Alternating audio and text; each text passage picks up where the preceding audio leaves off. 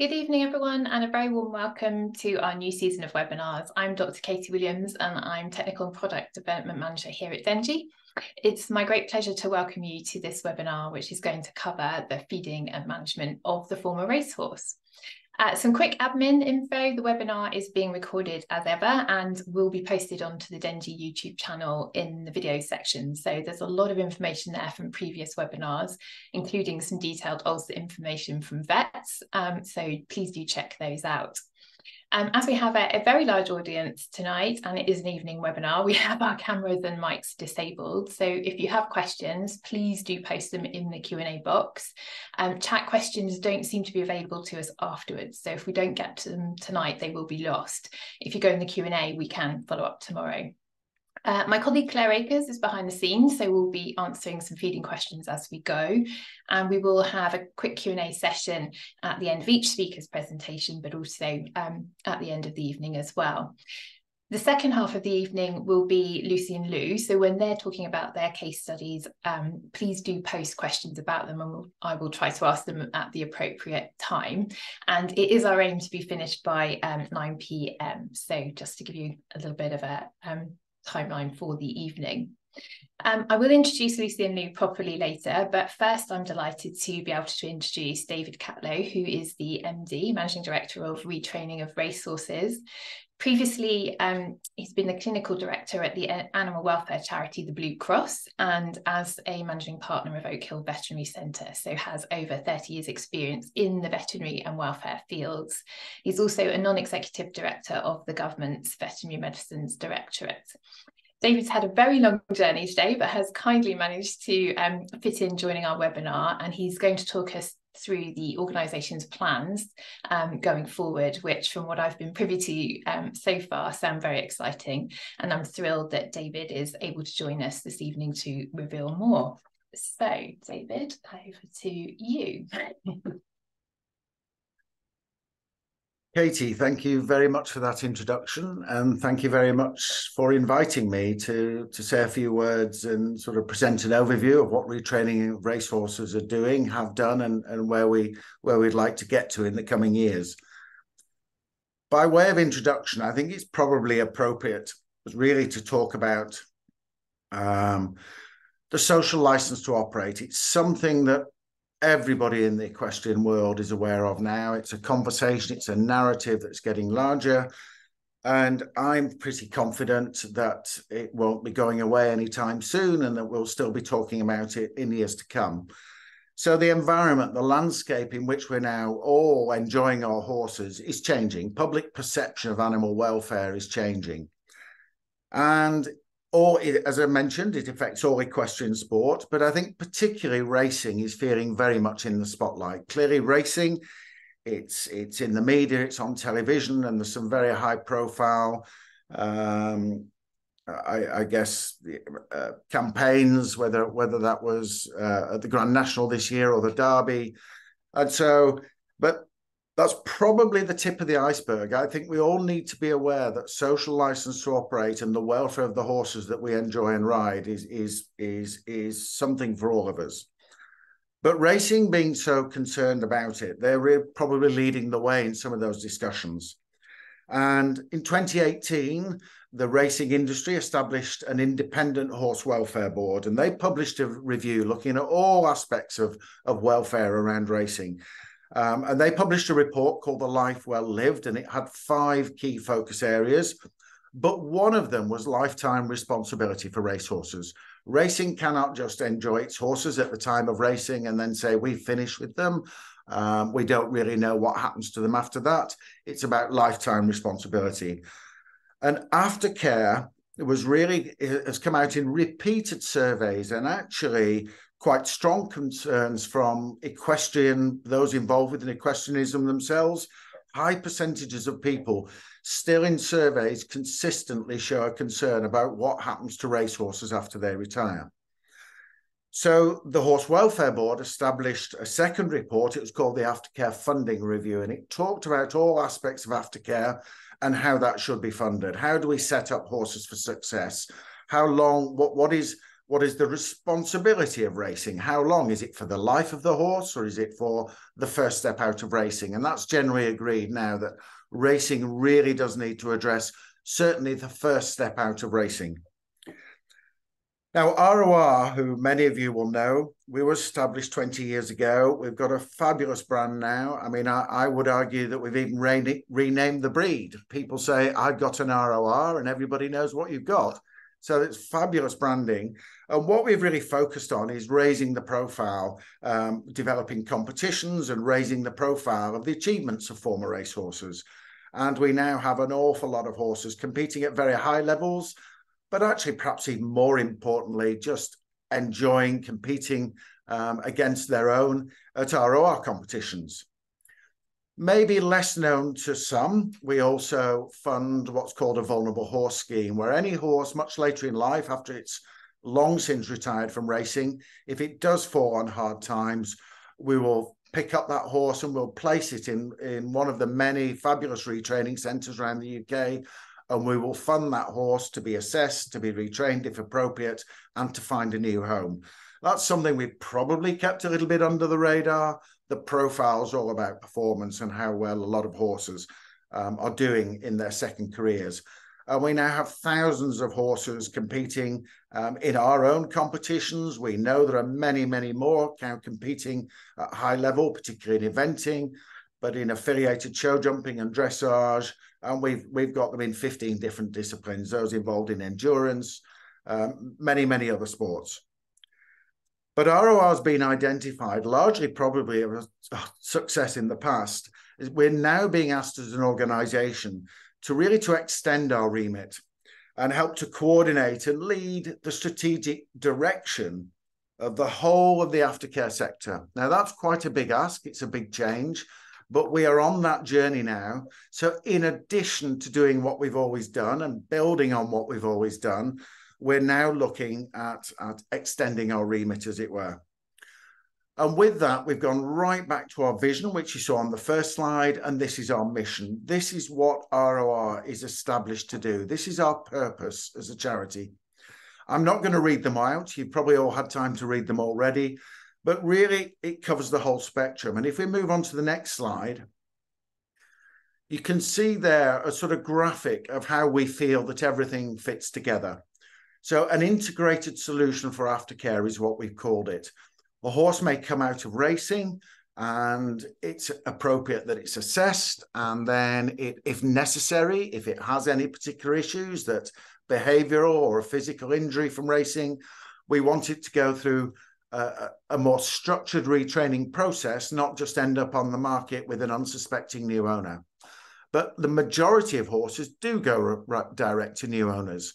So our education program really is about supporting horse owners that have just got a former racehorse for the first time and helping them to understand where they've come from and what it really takes to help retrain that horse, just to gain confidence as a general riding horse. We hope then a horse, once people are feeling more confident, they might go on and participate in competitions. They may go on and join other organisations, whether that's British Dressage, eventing, and go on and excel in their second careers. But of course, a big percentage of those horses, we just want them to be in happy homes and people really comfortable and enjoying their former racehorse.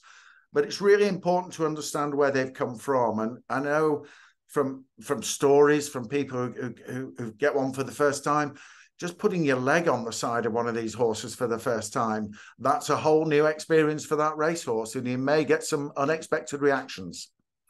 So you can see here in this integrated solution, a horse comes out of racing, it gets assessed, it gets retrained, whether in a private home or with a specialist centre. It might participate in a competition.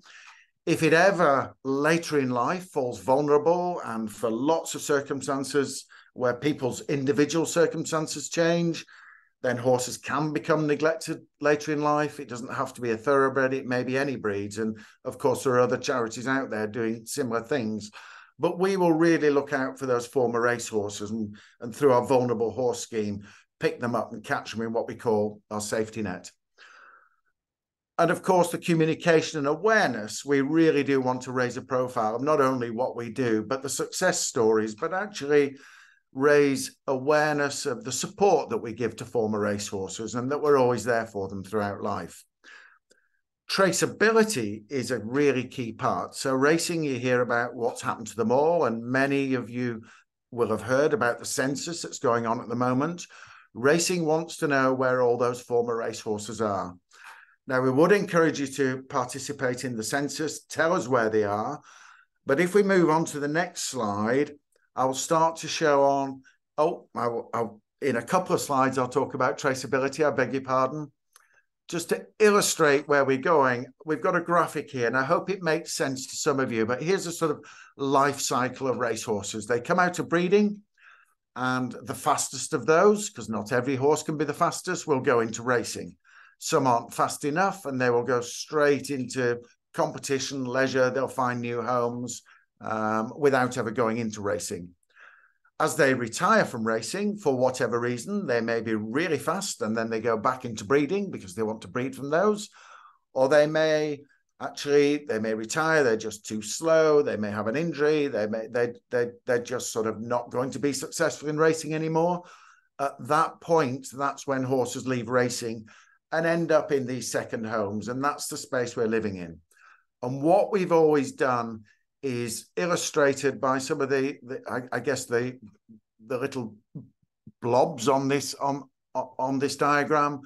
The blue area is where we try to provide support for education of new owners. The orange area, that's the competitions, the raising awareness, or a lot of the work we do to showcase what they're achieving. The registration is the green point on the diagram. And we now have over 12,500 horses registered on our database. But we want to stress, we want to register horses, not just because they're in competitions. We're here to capture the whereabouts of all racehorses, whether they're just enjoyed, happy hackers, companions at home. That's what we're trying to achieve here. It's not just about those that enter competitions. And then we have the yellow dot, which is the vulnerable horse scheme. When we catch them, if for any reason something happens. Now, if we move on to the next slide, I can show you where we really do hope to improve our interventions. You can see that the blue area, we really do want to expand that support for new owners of former racehorses, the education piece. We want to capture them, their registration, even if they don't go into racing. All horses bred for racing are classed as racehorses. So we do want to capture those and register them. They wouldn't be eligible for our competitions as they stand, because those are very specifically for horses that come out of training.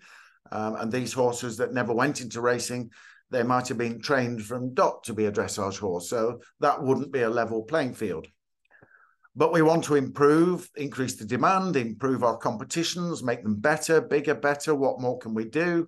And we hopefully will be engaging with our members in the coming months on what we can do more of, and increase those numbers of horses registered. But you can see the red intervention points. That's all about providing retraining standards, assessment and accreditation for retraining centres that follow really good practice. And then when somebody's looking to get a former racehorse, perhaps they may look for an accredited retrainer for a horse that's already received some retraining. So this intervention, a lot of intervention points you'll see here, as horses leave racing, what more can ROR do in that space? If we move on to my next slide, I talked a little bit about traceability. Now, traceability, we know when horses, if you look at the orange piece on the diagram, you can see that when a horse is in a regulated space, i.e. it's in racing, it's a member of the British Horse Racing Authority, we have that data. What we're hoping to get is when every horse retires from racing, they sign what's called a non-racing agreement, and that we will be given the identities of those horses that have retired that year. And we think there's about 2,000 horses every year probably retire from racing because they're just not fast enough by and large. There are 14,000 horses in training, and we think 2,000 retire most years. The census, which again, I encourage you to complete. That will give us a point in time, a sort of how can we find out where they are. But actually, you look at all these other areas and where horses, after they've retired from racing, where we can really find out and help the racing industry find out where those horses are. But we can't just ask for the information. We feel we can get that really by getting people involved in this ROR community. So we want people to register first and foremost. We want to create a community. We want to provide some incentives if you register. So what do you get for registering? The camps, the clinics, is there an opportunity to grow those? People may go into competitions. We want to collaborate with the other equestrian bodies. So whether it's, again, Dressage, British Horse Society, how many of former racehorses are on their books that are registered with them, but not yet with us. So all these different points where we really feel we can provide something for that, for the owners of RORs. We want to create a really valuable community that is engaging for you and members. And then the outcome of that, I guess, is that traceability piece. Racing ultimately knows, well, we know somebody's got it. We know they attended a camp or a clinic. We know it's being looked after. What we don't want to find out is that all of a sudden an awful lot of horses appear from nowhere that we didn't know about, that's in a difficult situation. So if I move on to my last slide, that's really the summary slide. Again, it's just replaying to you that integrated solution for aftercare. All these aspects are important. Growing our competitions, it really is, I think, the most exciting part. But the education piece is the really interesting bit. The retraining standards. We want to provide horses that leave racing, where people looking for a formal racehorse can feel assured that it's had some retraining. They don't end up overhorsed, too difficult, passing it on. That's when these horses, if they're not retrained appropriately, may end up in difficulties later on in life. So thank you for allowing me a little bit of time just to give an oversight, an overview of ROR's plans. And please forgive the typos and the spelling mistakes on that slide. Nothing to do with me, obviously. No, and I'm sure we've all got some. So, but thank you very much, David. That was brilliant to just really set the scene for why we want to do webinars like this as well, and sort of work with ROR. There are a couple of questions that have come in. So if you're happy to answer them, I think it's probably pertinent to do them now, because it's really related to the things you've been talking about. Somebody's asked about the link to the census. So if do you know where the census can be located? And if we can have a link, we'll find a link and we can email everyone with the details of the recording and where the link. I will get that link sent to you. Brilliant. Okay, thank you. And then somebody's asked, would there be any training in London? So I'm assuming that's in relation to education, training, etc. from ROR's perspective. Do you want to expand a little bit more on what your plans might be for that? Yeah, so a year ago, we set up for the first time, we used to have regional volunteers. Now we have regional development officers. They work part-time, but London would fall in the Southeast region. So all you need is to go onto our website, link through, or the Facebook page of ROR Southeast, and you'll find out the camps and clinics that are in and around the Southeast. Now, the Southeast, as all our regions, are very large areas. So just how close one might be to you would have to be determined. What I would say and encourage people to do, if you do have friends, colleagues that do have former racehorses and you're in a community or you're sort of close by, do go and request, can a camp, can a clinic, can something be set up for us? You know, we think we can, you know, there might be 4, 6, 10 of us who would really like something in our area. So we will try and provide, I guess, the services that you're looking for. What we have done this last year is arrange some clinics and camps. Some of those have been really low attendance, so they've had to be cancelled because they just weren't viable. But if we know in advance that there's a group of people really looking for something specific, that helps us to find the right coach to help you. That sounds great, and it certainly then takes it closer to to people in a particular area if distance and travel is a bit of a challenge. That's great. There's lots of people putting the links to the census in the chat box, so thank you for doing that, and we will follow up with an email afterwards. Just a couple of other questions. Is ROR looking to influence the age horses are raced from? I suspect that's probably outside of your remit, David, but you might have a sort of opinion or a view on that, you know, as someone pointed out. It is outside our remit as a charity. We look out for all former racehorses, whether they've raced and retired as 2-year-olds or whether they've raced and retired as 10 or 11-year-olds. Mm-hmm.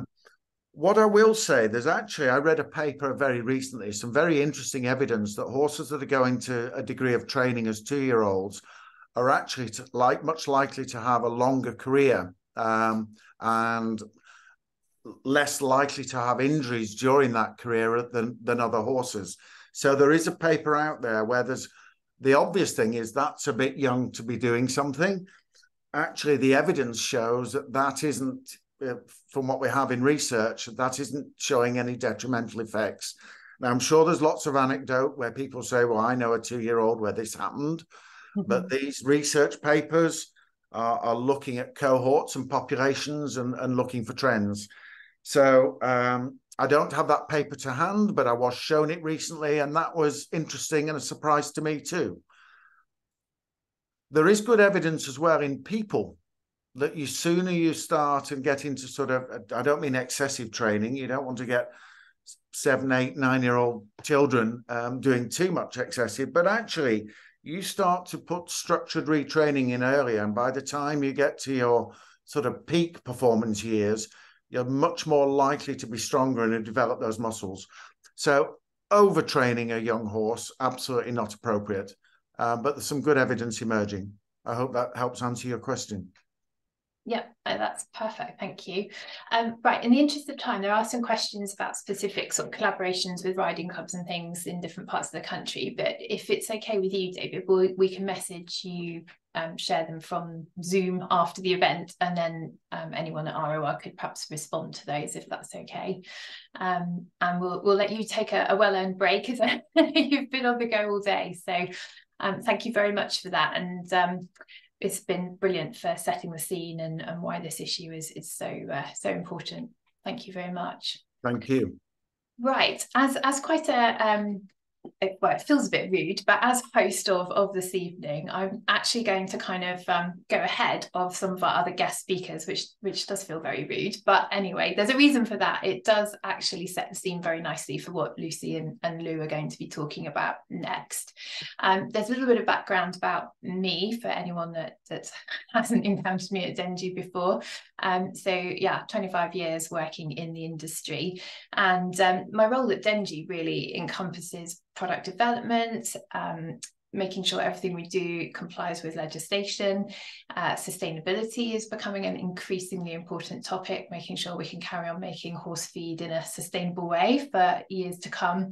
And obviously a key part of it is very much technical support. And tonight, what I wanted to cover really were 2 core areas. So conditioning safely, which inevitably we tend to stereotype the thoroughbred as typically being a poor doer, but that's not always the case. So we will cover off some of those that might not conform to the stereotype, but also dispelling some of the myths relating to ulcers, because it inevitably is a issue or disease that gets linked to thoroughbreds, particularly coming from racing very frequently. So they're the 2 key areas. As I mentioned earlier, there's lots of information on ulcers in more detail from vets and feeding strategies and things as well, broader than what we'll cover tonight on the YouTube channel, which is also where you'll find the recording of tonight's webinar.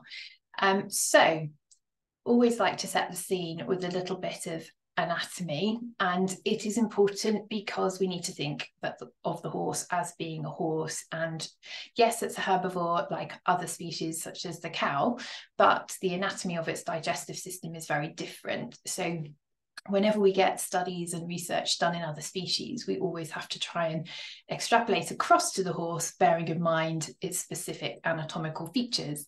And the key point really of this slide is the fact that the horse's stomach is a very small proportion of the total gastrointestinal tract.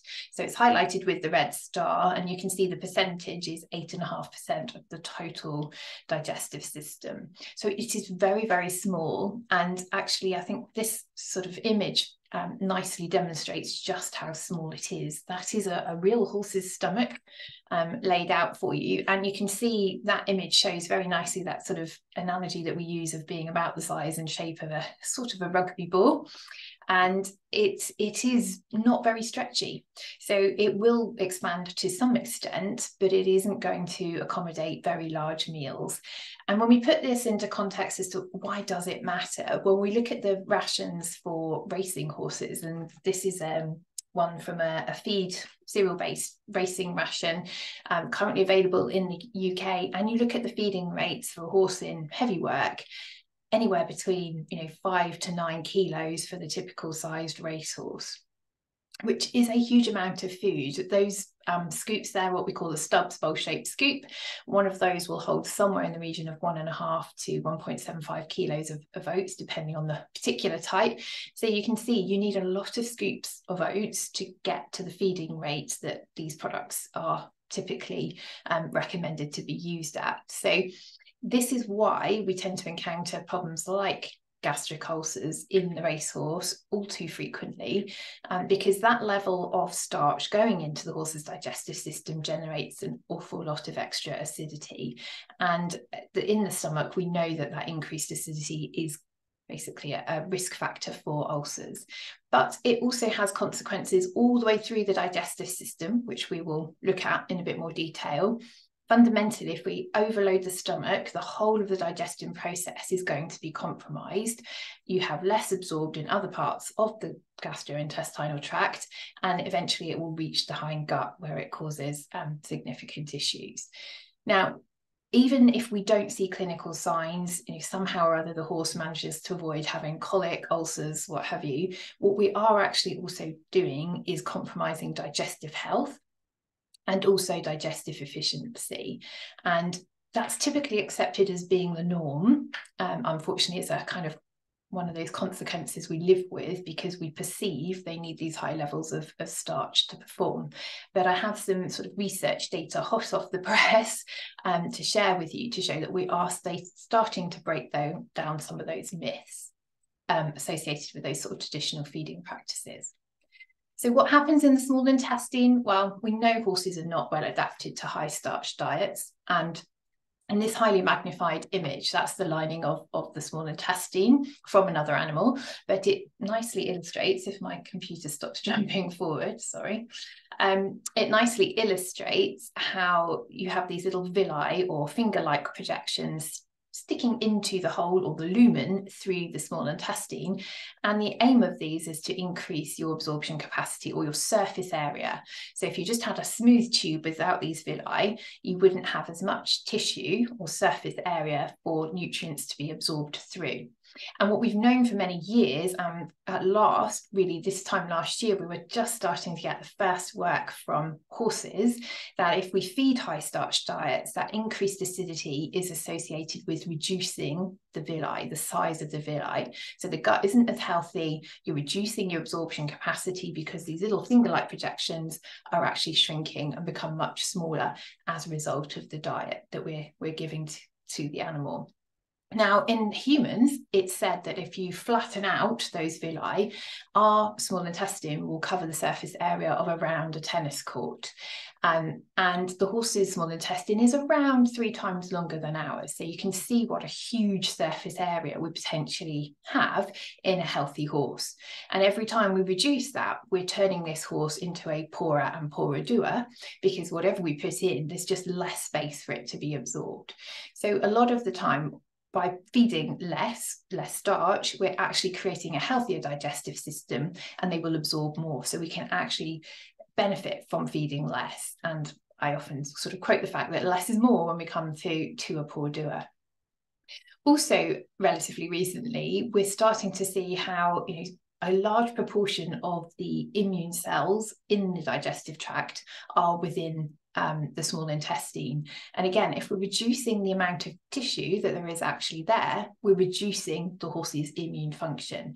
And what do you do with a racehorse? We put him under stress, we take him out to lots of new environments where there's lots of other horses and expose him to lots of other pathogens that he might not have encountered before, and we compromise his immune function.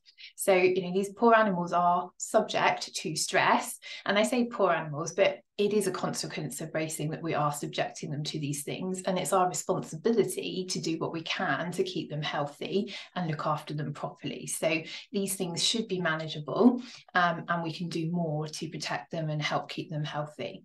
So my key takeaway from this slide really is to use fibre as an energy source instead of just resorting to cereals, and that will help improve the absorption capacity and the digestive health as well as efficiency.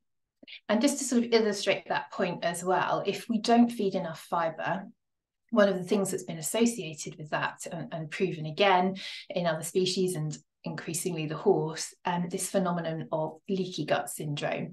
So you can see the sort of grey beigey layer of mucus where there's some green and yellow dots if your screen's not very big, and then in the sort of compromised intestinal barrier situation, so if we're not feeding enough fibre, that mucus layer is eroded and the gut cells start to pull apart or move, become more leaky, more permeable, and it allows pathogens and harmful substances that shouldn't enter into the circulation.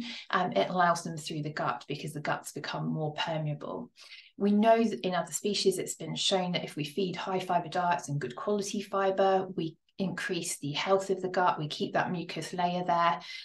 In the absence of fibre, that mucus layer is actually a food source for some of the microbes that live in the gut, so that's why they start to erode the depth of the mucus, and we're just making the gut more vulnerable and the horse more vulnerable to these pathogens passing through.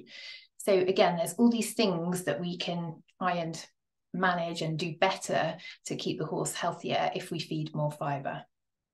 In the hindgut, we are pretty much familiar with the fact that there's a microbial population that are digesting fibre by a fermentation process.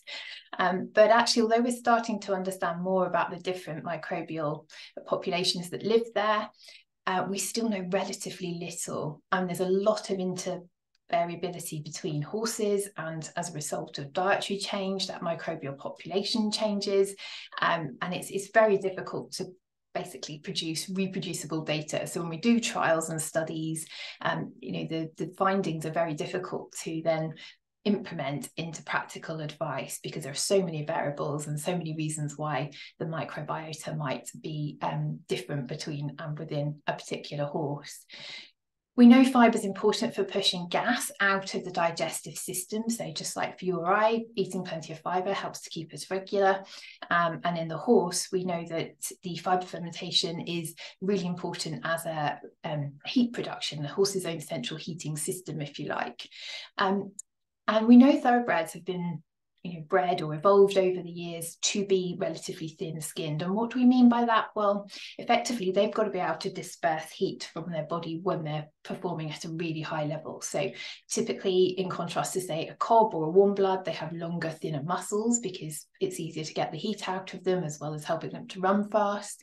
We know that they don't tend to store a lot of fat below the skin. In the subcutaneous sort of adipose tissue isn't as much because, again, that's an insulating factor. So to help get heat dispersion out when they're performing at maximal levels, they tend to be what we would call thin-skinned.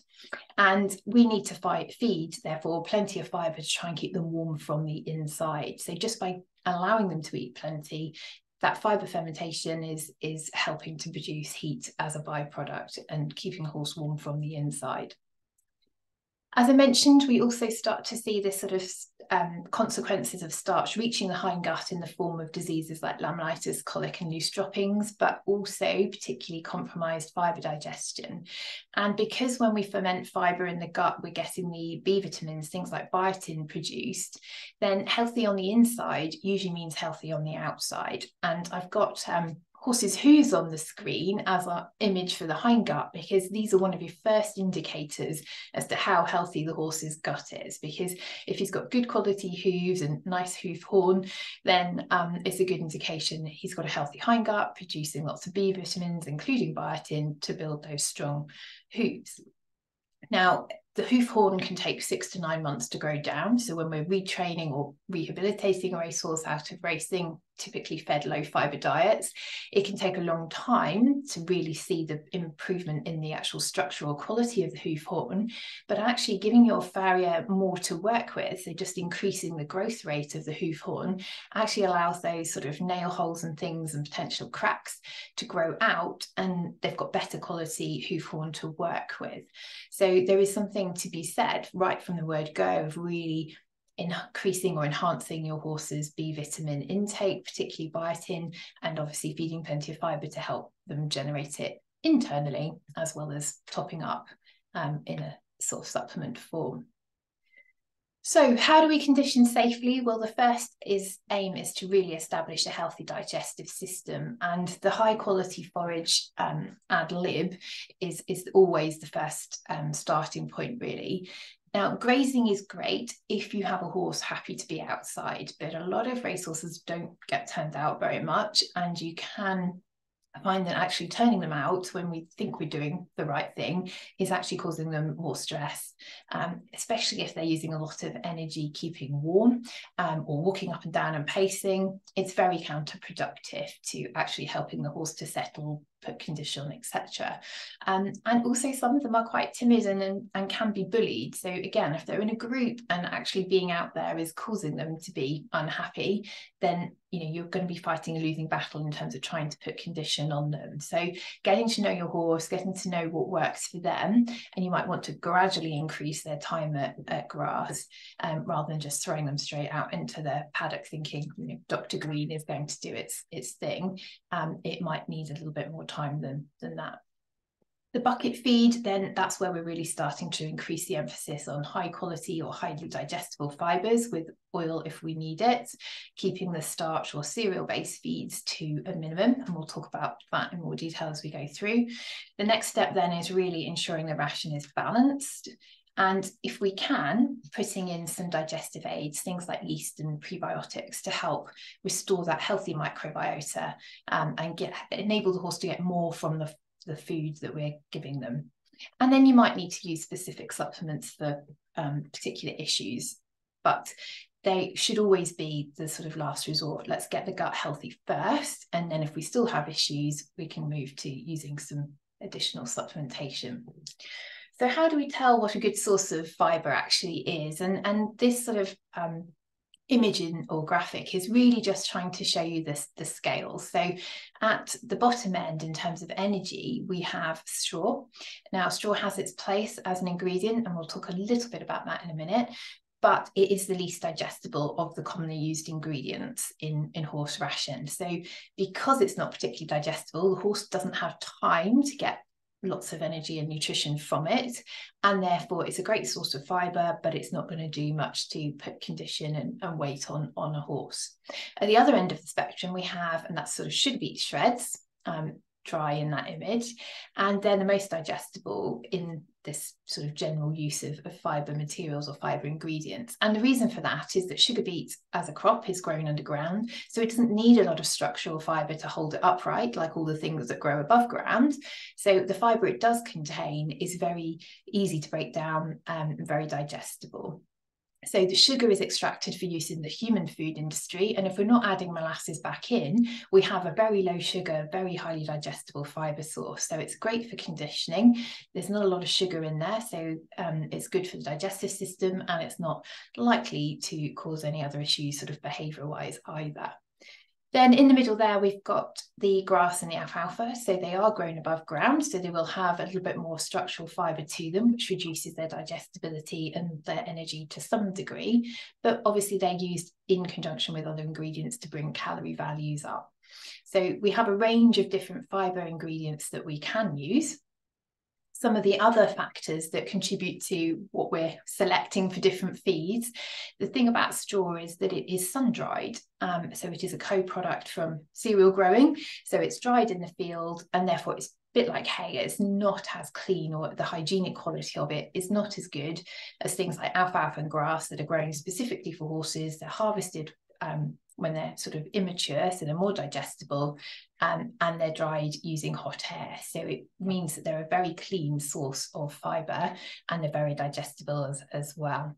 And in the context of ulcers, which we'll come to, alfalfa is a crop that's naturally abundant in calcium as well. So it gives it a natural buffering potential, which is good if we want to help keep the acidity level in the digestive system at a level that's not going to increase the risk of ulcers. What I wanted to highlight really with this slide as well is that plants all photosynthesize, so they all use light and turn it into sugar, and the plant uses the sugar to grow. And if it has a surplus, it stores it. And the reason that alfalfa is naturally so low in sort of sugar and starch is that any excess or surplus sugar, it converts it to starch, but it stores it in its roots. And we don't use the roots in equine nutrition. So all the bits that we take are naturally low in sugar and starch because it's all in the roots below ground. In contrast, something like grass will actually store any surplus sugar as things like fructan in the stems and the leaves. So any product that has grass in it will typically have more sugar than something that's based on alfalfa. Now that's useful because it's a palatability thing. It's going to help encourage horses to eat those products, but it's why, generally speaking, alfalfa is such a safe ingredient to use. And if we want to add oil to the ration, then the maximum suggested or recommended is about 10% of the total ration, but that's the horse's whole diet, so including his grazing, his forage, so a really high level of oil. And actually, to be perfectly honest, very few people would ever get to needing that level of oil in the total diet. So when you see 10% added to a feed, then it's relatively much lower concentration of its total ration and well within safe levels. But if we do go too high, there is an impact on things like palatability. It can have an impact on the microbiota as well, but it's not something we're typically worrying about. You can use straight oil, so liquid oil added. Rapeseed oil is a good compromise between the nutritional value, things like sustainability criteria, stability and cost. If you go for things like linseed oils, they are much higher in omega-3, which is great, but they also are typically less stable. So unless they've got some antioxidants added to them, they are slightly more likely to go a little bit rancid. So they are used sparingly. And you can have some high oil supplements which are available on the market. I've just picked out a couple for comparison, only because they're popular ones, and it just gives you a bit of comparison to things like micronized linseed. You can see the sort of energy levels are very, very high. When you think a cool mix is around 10 megajoules and a conditioning mix would be about 12, 13. You're getting a lot of energy in a very small volume of feed, which is great for horses with limited appetites. And that's really coming from the oil. So the starch level is where something like micronized linseed would differ quite considerably to some of the sort of high oil supplements that you can get. But the benefits of some of these are that they have the added vitamin E in there for you. So it really depends on whether you're happy to then use a balancer or if you prefer something that's already balanced for you. In micronized linseed, the calcium to phosphorus is the wrong way round. So in other words, we have a lot more phosphorus than we do calcium. And as a point of interest, alfalfa is a really neat way of balancing that. You can literally use 500 grams for every 500 grams you use of linseed, and you're addressing that balance. So it's quite easy to sort that issue out just by using some alfalfa. And then you've got some sort of recommended feeding rates there. So just useful for comparison really, but the benefit of these are that they've got that added vitamin E, so it's done that bit of the work for you. If you want to balance the ration, if you are going to go down the straight route, then you would use things like performance balancers, which bring you quite a high level of vitamin E anyway. And typical feeding rates for these sorts of products is around 100 grams per 100 kilos body weight. They all recommend going up to 1 kilo a day if the horse is in hard work, to get that increase in the vitamins and minerals that they need to support that. But do bear in mind, if you are then adding extra straight oil, things like the micronized linseed or liquid oil on the top, you will perhaps need to use more vitamin E if you're going to really high levels. So that's where a specific supplement may be the most efficient way to supply that additional oil. But you need to be feeding somewhere in the region of 300 to 500 grams for that to be a significant issue. And then the sort of digestive supplements that we would try to include if budgets and things allow. We are increasingly aware that there is a microbial population throughout the whole of the horse's digestive tract. That yes, they're in the hindgut for fermenting and breaking down fibre, etc., but they are found in the stomach, and increasingly they have an impact in other areas of the digestive system too. And if any of you are interested in this sort of area, both for human and other species, as well as the horse, there's a great organisation that's relatively new, which is the 𝗚𝘂𝗲𝗀𝗀𝗏, International Scientific Association for Probiotics and Prebiotics. And they have a really good podcast. They have a good website with information for all levels of interest and knowledge and understanding. So well worth a look if you're interested in this.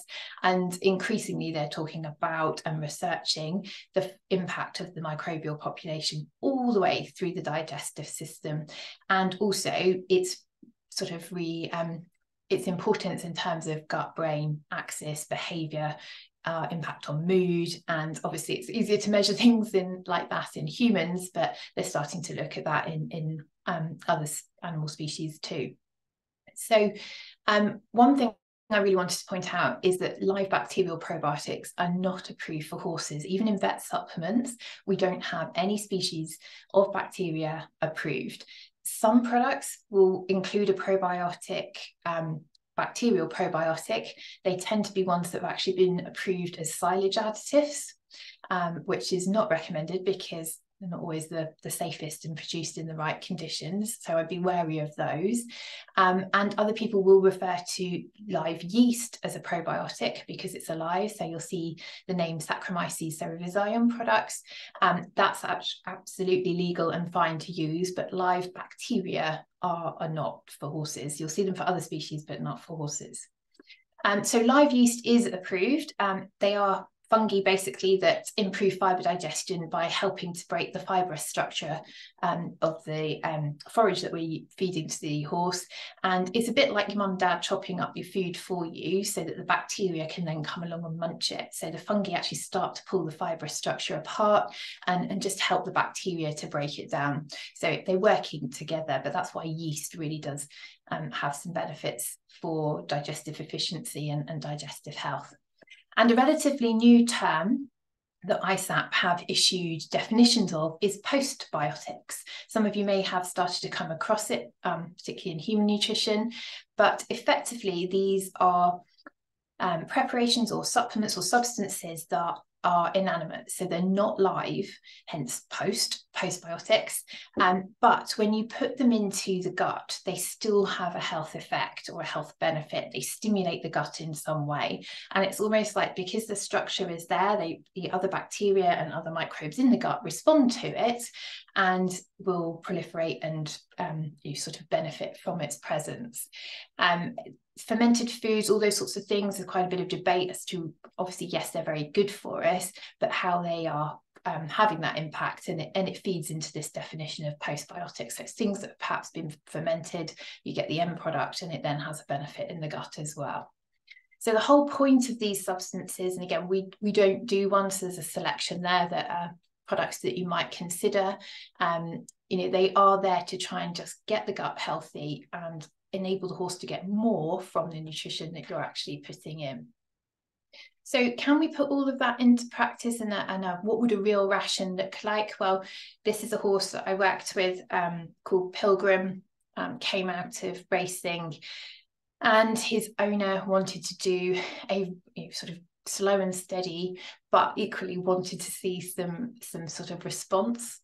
And we had quite a lot of dialogue where it's like, just be patient, it will come, you have to just give him time. So that was I think sometimes the hardest thing. You just want to see them looking a lot better than when you get them. But basically we did it with a fibre-based ration, 2.5 kilos of an alpha oil.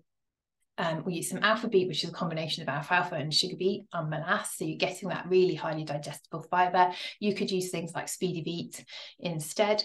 We used the balancer, we put a digestive aid in, and just ad lib forage. And he was a bit sort of hesitant to eat a lot of forage. So in those sorts of scenarios where they're not used to getting a lot of hay and or haylage in their previous racing lives, we tempted him with a pure grass, so a chopped grass. You can see the product there. It's very soft, it's very digestible because it's harvested early, and we just give him a big chug of that. So if you prefer that to his hay net or whatever forage he's got available, it's another way of getting fibre in. He had 2 to 3 feeds a day, depending on whether he was how much time he was going out for throughout the year, and access to grazing. And that is a ration that will basically get them back into good condition, get the gut healthy, and enable them to go on sort of building their muscle tone, letting down from racing, but also trying to help them in terms of behaviour and mind, and when you're trying to ride them, keep them relatively calm. I just wanted to touch on some of the other challenges, the practical things associated with feeding horses out of training. And this is a little bit just from some of my PhD work, actually, where we were looking at nutrition in equine hospitals. And I just thought it was pertinent to include tonight, because independently of one another, we interviewed vets and their teams in these different hospitals around the country. And as I say, 3 hospitals, due to their location, were caring for a high number of thoroughbred racehorses. And each of them, without being prompted, just happened to mention that thoroughbreds were particularly difficult to persuade to eat. Inappetence was one of the biggest challenges in terms of post-operative nutrition, but these animals were difficult to tempt to eat, even though they hadn't had any sort of surgery, any anaesthetics at that point. They just are very sensitive creatures to a change of environment.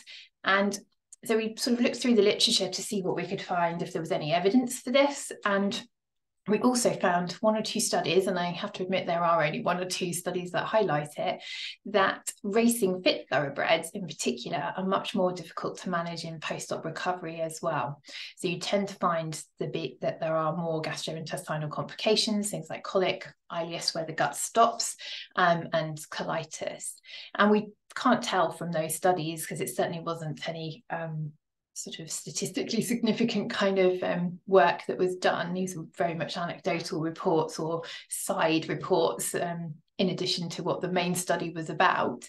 But the suggestion is that the gut is probably very unhealthy in the first place. It doesn't have a good microbial population.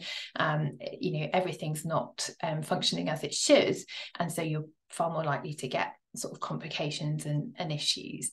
But it's very interesting, because we haven't got the data to see whether thoroughbreds out of training would have the same issues, and in terms of palatability or inappetence, as well as post-operative complications. So there's some further work to do there for sure.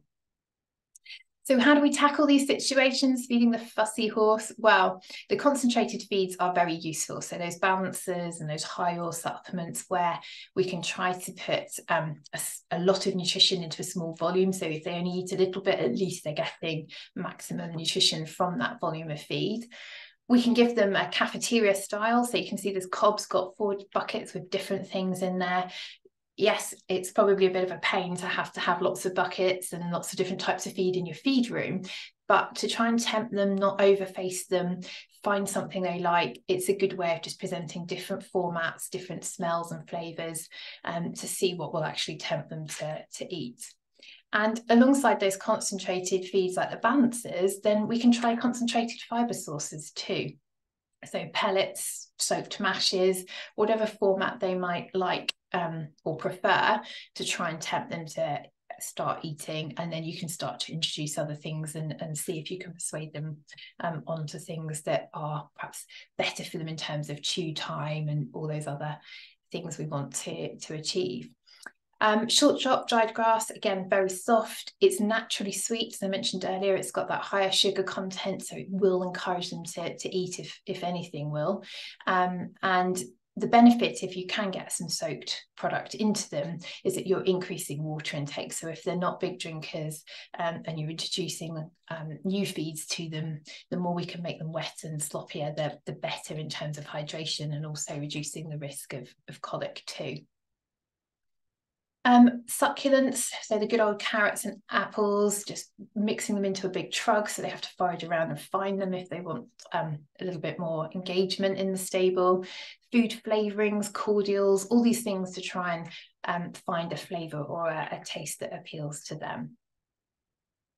And then, so just moving on from the sort of bucket feed, I just wanted to answer some of the most frequently asked questions or myths, dispel some myths for horses prone to ulcers. And it's a recurring sort of theme, so hence why introducing it or including it at in this talk as well, because these are the things the feedline get asked the most and that you see discussed on social media very frequently. So can I safely feed straw? If you do happen to have the non-stereotypical thoroughbred that's a good doer, you might be looking for some lower calorie food options. Can I safely feed haylage, and can I safely feed alfalfa? So if we start with the straw, and we won't spend too long on this because the majority are not good doers, but where the confusion comes in terms of straw and its suitability for horses with ulcers is from one study that was done from Scandinavia, where there was a 4.5-fold higher likelihood of horses having gastric ulcers if they were fed straw. But what gets lost is the fact that straw was the only or majority forage in those horses' rations, which is more commonly done in Scandinavia. They use a lot of straw as forage. Now, straw doesn't have a high calcium value. It's a great source of fibre, but doesn't have a lot of other nutrition, so you're not getting a lot of natural buffering from it. And it is probably all of those reasons that mean if you just use straw or it's the majority forage, you potentially have that increased risk. As a partial component in a mixed ration, there is no risk from straw at all. And in fact, a subsequent study done a couple of years ago now looked at 50% wheat straw. Again, it's in Scandinavia, so they don't have oat straw available to them very much. So they used wheat straw. They replaced half the haylage the horses were receiving and specifically looked for ulcers and didn't find any. So the conclusion from that is that you can safely use straw at least up to half of the ration. Obviously, if you have a horse with poor dentition, history of impaction colics, then talk to your vet about whether you really want to be going down the route of using 50% straw. But it's just to demonstrate the point that actually, as part of a ration, it's absolutely fine. Where this comes in to its own is for these really good doers where that we have EMS or PPID, so they're insulin dysregulated, and even things like balancers now are being shown in an insulin dysregulated horse to cause abnormal insulin responses to meals. So we need to slow the rate of intake. The study that was looking at the use of wheat straw found because it slowed them down so much when they were consuming it, there was no discernible response to consuming that straw or the forage, which is great news if you've got a horse that's prone to laminitis or at risk of laminitis. Now, it's not so relevant to our thoroughbreds, but all of these myths get sort of, all the detail gets lost, and then suddenly all you see in the reports on social media is, oh, you can't feed straw to a horse with ulcers. Well, that's not the case, and certainly there are benefits to doing so if you have a good doer.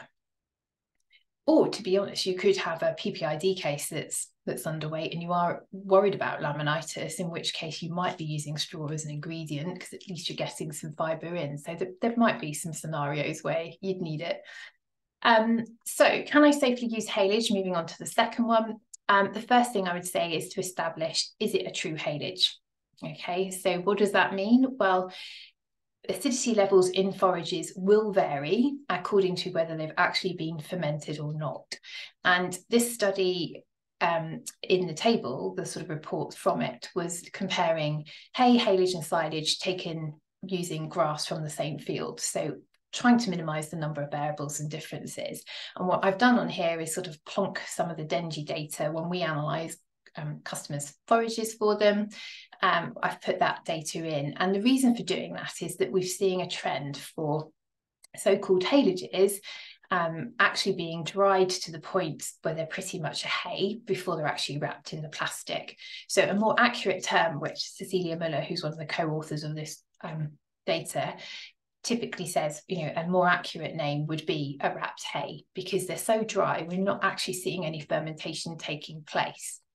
And why that's important is because if you're not fermenting the forage, your acidity level isn't changing. So a wrapped hay has an acidity level the same as a normal hay would have. And therefore the rationale not to use it for an animal with risk of ulcers or with ulcers isn't there, because the acidity levels are the same. If it's a true haylage or a silage, as you can see in the table, the sugar level, WSC level, will drop compared to normal hay made from the same field, remember? So we're trying to compare like with like. If you ferment it and make a proper haylage or even a silage with very low dry matter, so the silage is 70% water and only 30% sort of forage, then your acidity level, which is your lactic acid as a marker, will come up because you fermented it and you have turned sugars into acids. And so the acid level will mean that the pH is, well, the product is more acidic. So that is why when we are looking at this data, if you are considering using a wrapped forage, let's analyze it, let's have a look and see whether it is actually fermented or not. And if it isn't, and if it is actually more accurately a wrapped hay, there's no reason, you know, not to use it for a horse that's vulnerable to ulcers. And this table is just data from another study, and I use it because, again, in this haylage you can see the water-soluble carbohydrate 16.5 is actually higher than what you're finding in the hay and the dry hay, or obviously the soaked hay where some of the sugar's been leached. But it means that you're not getting the fermentation, and so the acidity level is pretty much the same as a hay would be, and therefore safe to use. If you do want to analyse your forage, you can find information on our website to do that. A lot of companies offer it now, so it's relatively easy to do.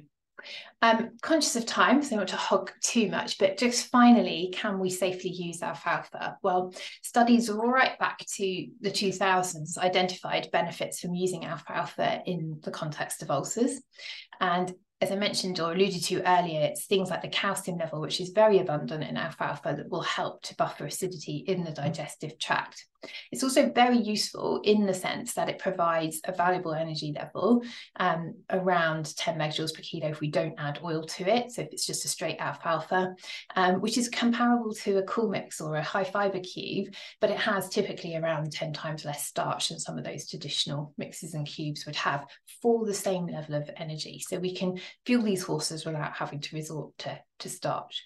So where does the confusion or concern come from? Well, there has been one paper done using relatively small numbers of foals, and they were weaned, and that process was enough basically stress to induce ulcers. And we're pretty sure that when we stress animals, like through weaning them, they will develop ulcers, which in most cases will heal over, you know, sort of the next few days or weeks or whatever it takes, and no other clinical signs are probably apparent. So we never know about them half or most of the time.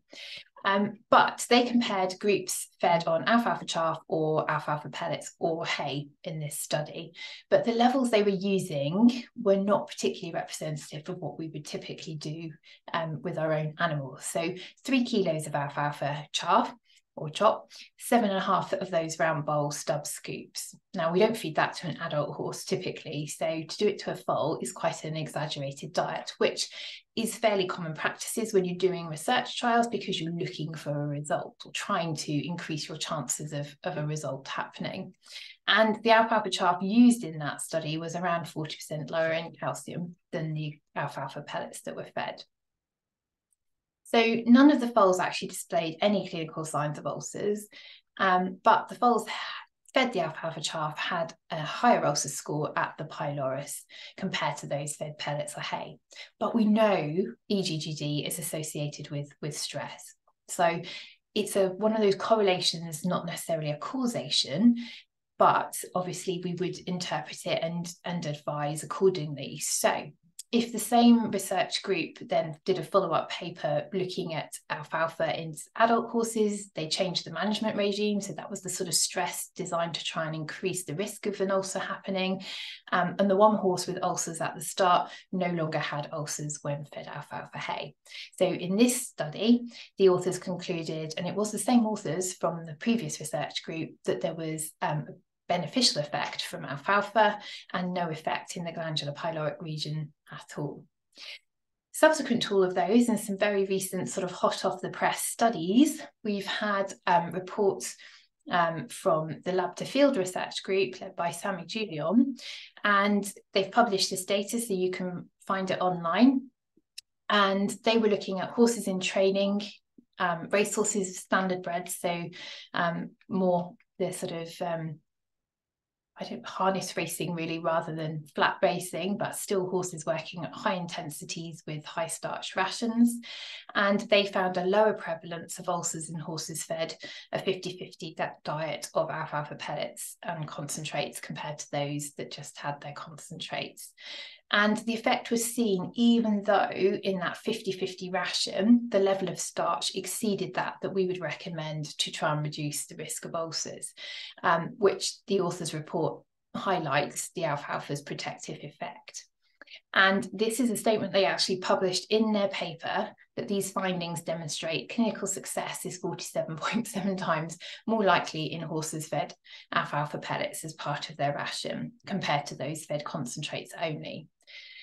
Subsequent to that, we've had another paper published where they're looking at athletic performance. So when using a really high level of alfalfa, and this was a blend of chop and pellets, so 8 kilos a day for these horses in training, there was no significant difference in performance. So in other words, we're not compromising this horse's ability to perform high intensity exercise using a fibre-based diet, but basically there was no adverse effects on their metabolism or their digestive health or their behaviour.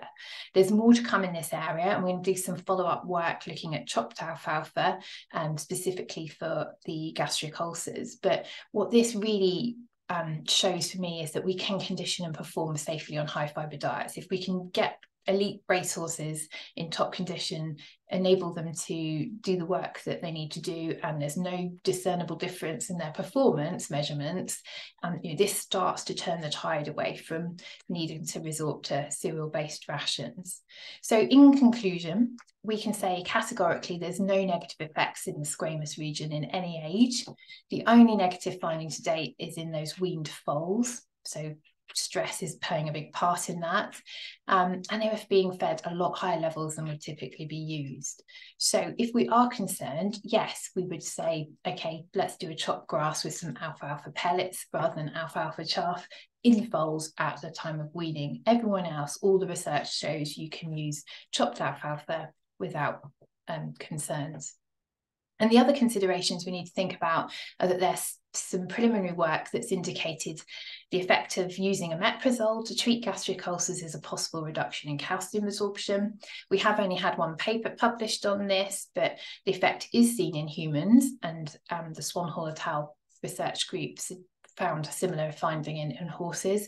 Whether or not it's sufficient to start to contribute to things like bone demineralization, which some trainers are concerned about would increase the risk of fractures, is yet to be demonstrated. But the recommendation would certainly be, if you're using omeprazole, to ensure that you're feeding sufficient calcium and ideally some additional calcium to counteract that potential effect.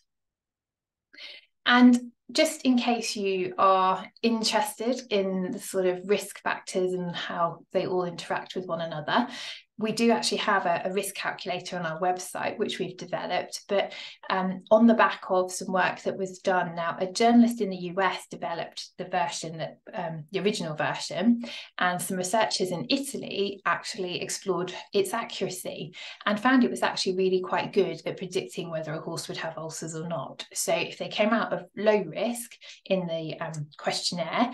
The horses, there were 14% of the horses that actually had ulcers. Medium risk was about 45 and high risk 94. So pretty good at predicting the chances of a horse having ulcers.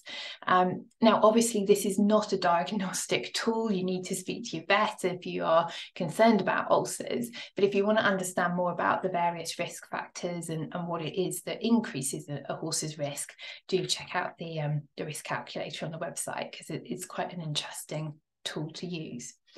And as chair of the beta working party for the mark suitable for equines prone to gastric ulcers as part of a balanced diet, I just wanted to talk a little bit very quickly about what it means. It's an independent assessment, so the veterinary medicines directorate have to approve the packaging and marketing materials as part of the approval process. It's trying to stop companies making false claims. It's really important to point out that feeds can't treat, cure, or prevent disease. All we're trying to do is reduce the risk.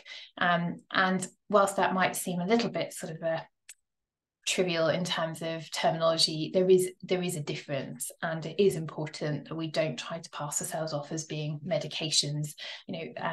Pharmaceutical companies invest huge amounts testing the efficacy and effectiveness and safety of all of these medications, and feeds can never replace them. So it's often why some brands don't apply, because it does limit what you can say. But technically, things like supplements in feed legislation don't exist for all feeds, and so that's why a lot of supplements, no supplements can actually carry the mark. It's only feeds, and it is about things. I think it's on the previous slide, where we can't have a requirement for positive inclusion of certain ingredients. This mark is about what isn't in there, which is basically starch. So it's looking for those low starch, high fiber, high oil products that are lower risk for ulcers. So sometimes people are saying, well, why hasn't the supplement got this mark on? And it's just because the BMD don't like the idea of any supplement carrying a mark that might imply it's medicinal. So we have the sort of high calorie, low calorie options in the Dengie range. If you have questions about that, then certainly we'll try and answer them tonight or follow up. If you want more information, you can find all of that on our website.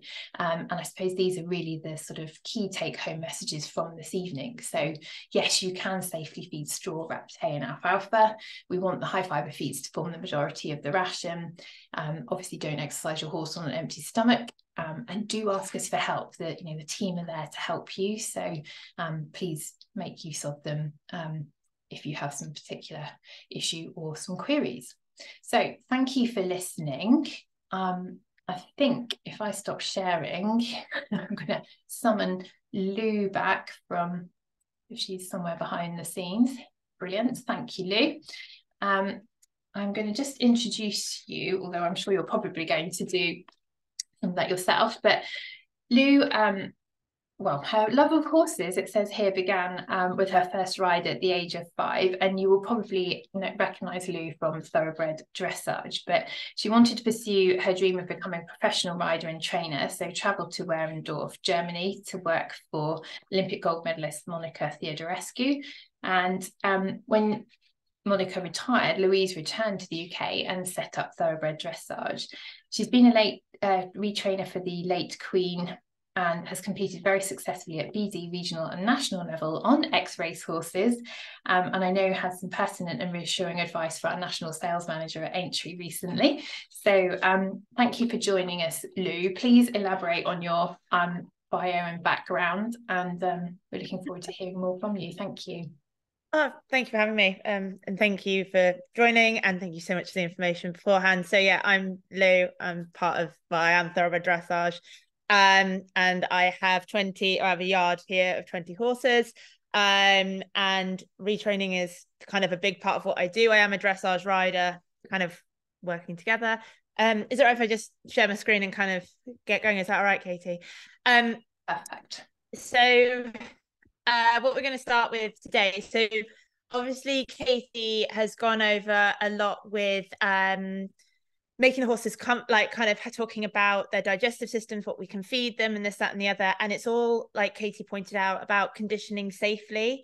And David also mentioned about, you know, the ROR now want to kind of like their focus is being able to help and develop the confidence in new ROR owners or current ROR owners, and kind of expanding the kind of network and the people that register with the ROR, because it's so fantastic.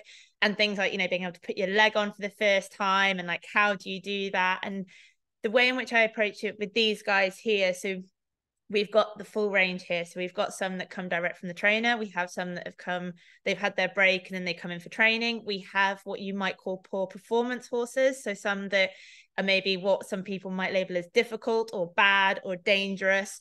And we see if we can, you know, work with them and find a way through. We do also have a selection that stay with us for life. So the King's horses stay with us for life. We've got one from Godolphin Rehoming, and that they compete as well, but no pressure or excess pressure is ever put on these horses. If they can't, or they're struggling to do the job that we're looking for them to do, we will find alternative ways for them, because their health and priority is always key. But I know it's a feeding kind of webinar, but I think it's so important that when we're conditioning safely, we have to remember that when we're feeding these horses, is that if I kind of equate it to a human, I would love the idea that all my food will just give me a six-pack. I would love that idea, but it's not true. So we have to kind of like work with the idea. Wouldn't we all? Oh, wouldn't it be wonderful? Someone just goes, here's all your food, and kind of like, there's your six-pack. It's absolutely fine. And in these guys, what we're doing is when we're transitioning them from racehorse to riding horse, dressage horse, hacking horse, we are changing their posture. We're kind of, you know, we've got to really consider their first career and what they've got in their first career and how we can help translate that into their second career. So retraining and racing, they're not two different worlds. We need to kind of bridge the gap between the two worlds, and we need to be our horses' biggest advocates and cheerleaders. So I know it's a feeding webinar, but I think this idea of conditioning safely and behaviors, we need to understand the horse primarily. So we're just going to quickly go through how our race horses are built and why they're doing it, and then it will make sense. So please bear with me. Like I said, if food gave me a six-pack, I'd be, you know, I'd be happy as Larry. So basically, this is what we're starting with. We're starting with a racehorse. I'm not telling you guys anything you don't know. You signed up to a thing about retraining racehorses. We are starting with a horse that's been bred to be fast, to have the most ground-covering stride with the kind of least amount of effort expelled. They've got big lungs, big hearts. They are athletic horses. We've also got horses from a riding point of view that they come, if you want to call it, stiff as a board. They come as one unit. They are neck in the air. They go around like a giraffe. It's kind of, and sometimes it can feel a very lonely and full place. We're hopefully trying to train them. Obviously, I'm a dressage rider, but we're trying to train them into something like this. And it can be quite daunting of like, how on earth do I go from there to there? Like, it's a process. And the whole point is, it's not that we're only just changing their muscular structure. It's also we're changing their mental attributes, what they associate with. So it all works together. So, and again, just here another couple of examples of like lovely dancing ponies, but trust me, there is a lot of ugly in between. I'm not going to missell it to you guys. So just really quickly, I hate doing this comparison, but it needs to be seen, is that in a dressage focus, because obviously that's where I'm coming from, is that the horse on the left is 𝗂𝗲𝗀. He's ridden by Lottie Fry. He was world dressage champion as a 6 and a 7-year-old. He is the don of what you want in a dressage horse. And the horse on the right is Greg. And as you can see straight away, you've got two very different conformations. And I want to highlight that it's not possible. It's just how. So what we want to do is like, we're going to look at 𝗂𝗲𝗀 on the left. He's built uphill. His neck comes out of his withers. He's just lovely. Greg on the right, I adore Greg, and I can kind of bash Greg a bit, and it's not a negative bash, but I can be honest. And Greg is croup high. He is built to run. He's built to gallop, and that's what we're starting off with these horses anyway. So what does that mean? That basically means that these guys have been bred to gallop. So in the horsey making factory, all horses have the same amount of bones, ligaments, tendons. How they're put together in the horsey making factory makes them a racehorse. So when they gallop, they do this really cool moment when you're cantering along and they kind of sink to the floor and then they extend out, because you want that big, like the most ground covering stride you can get. Now, their body has to be designed to allow them to do that most effectively. So if you were to stand your racehorse up, their forelimb will be slightly positioned behind the vertical, their croup, so their bum will be higher than that of their wither, and their neck will go in the air. Now, the thing behind that is that basically, because you have this kind of energy flow, so the energy kind of goes up behind, so the straight hind limb comes down into the shoulder, And the thing that literally stops them falling over and doing a forward somersault everywhere is they stick their neck in the air, because otherwise we'd be riding racehorses that are face planting everywhere.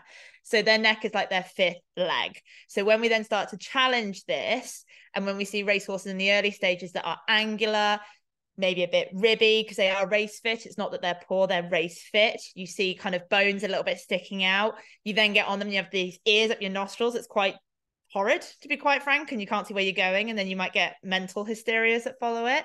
But I think if we understand the horse that we're training, then we can condition them safely. So you're creating that relationship between your feeding and your training, and you're putting them together. So this is just a really quick diagram. This is Quad. This is Quad warming up for his first Prix Saint-Georges. So this is not even Quad. This is like Quad 7 years into his retraining, and he still looks like a yak. And it's not a negative thing, but the reality is his body will always pull him back to where it wants to be.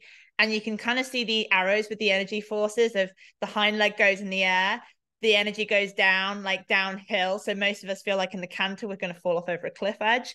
And then you can see him scooping up to the base of his neck. You can see also this forelimb that goes back and under their body. So when you have trainers saying to you, they need to be more active behind and step under, they're right in what they're saying, but can you see that there is actually no physical space for that hind leg to step through? I know he's in the walk, I know it's a 4-beat rhythm, but the amount of space that's available underneath their stomachs for their hind legs to step through isn't naturally available to them. So this is where we've got to train the horse that we've got, and we've got to condition them safely along the journey, rather than it's quite a British concept of like, we want our animals to be well, and they're normally better fed than we are. Like, quite frankly, my horsey feed bill is like astronomically bigger than, even my dog's food bill is probably bigger than my food bill.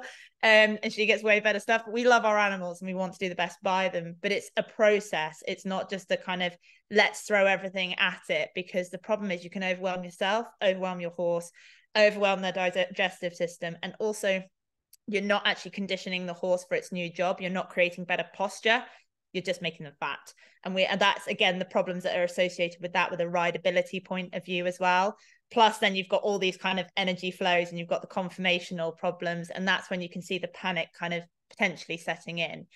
So the kind of main focus areas when you first get your racehorse of things that you want to fix, whether you're eventing, jumping, dressage, showing. You see a weak neck, so you see that pencil neck, you see that upside down neck.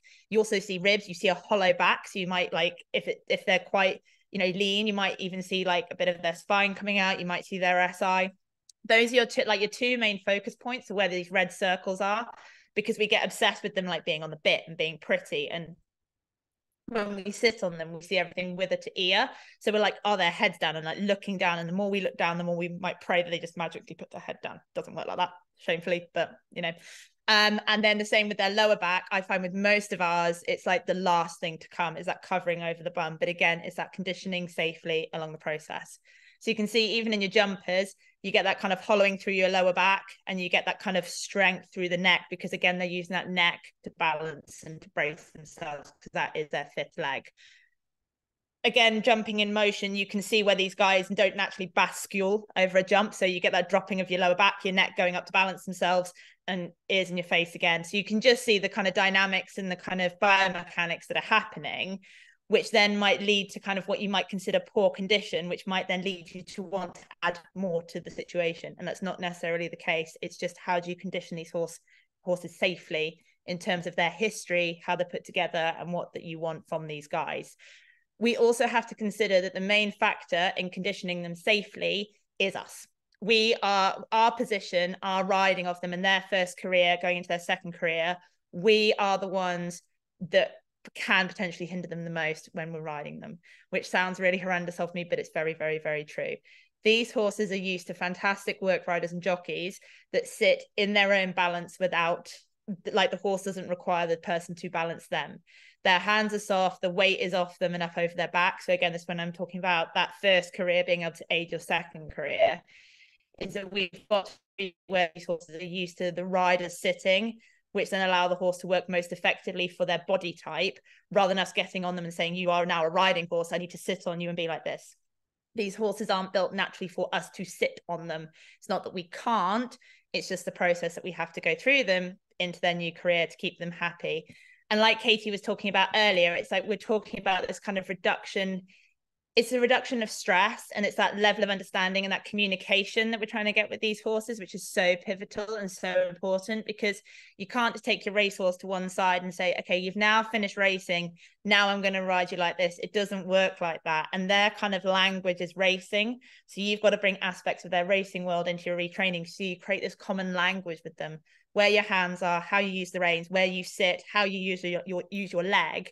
It's like when you're trying, let's say you go to France and you don't speak French and you're trying to have a conversation with someone, your actions are going to get louder and your voice is going to get louder to try and translate to someone what you want, where actually it's not going to work. So you've got to piece it together with these guys and teach them the alphabet. So what A means, what B means, what C means, then create words, then create sentences, paragraphs, and then you can kind of create your story from there. So it's taking bits from their first career to age a second career to then help them translate into these riding horses, basically.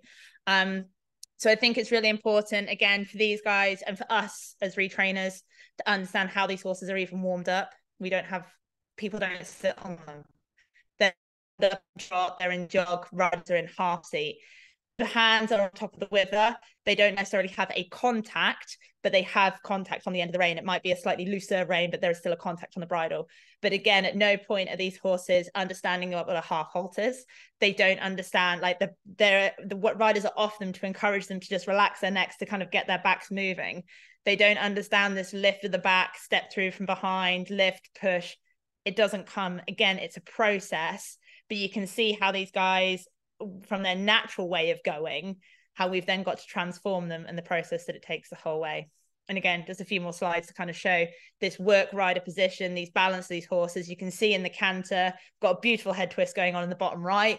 We also have got that uphill nature, that solid lower back in the bigger picture of the horse. But again, at the same time, these riders' hands are all in the same position. They're on top of the neck by the wither.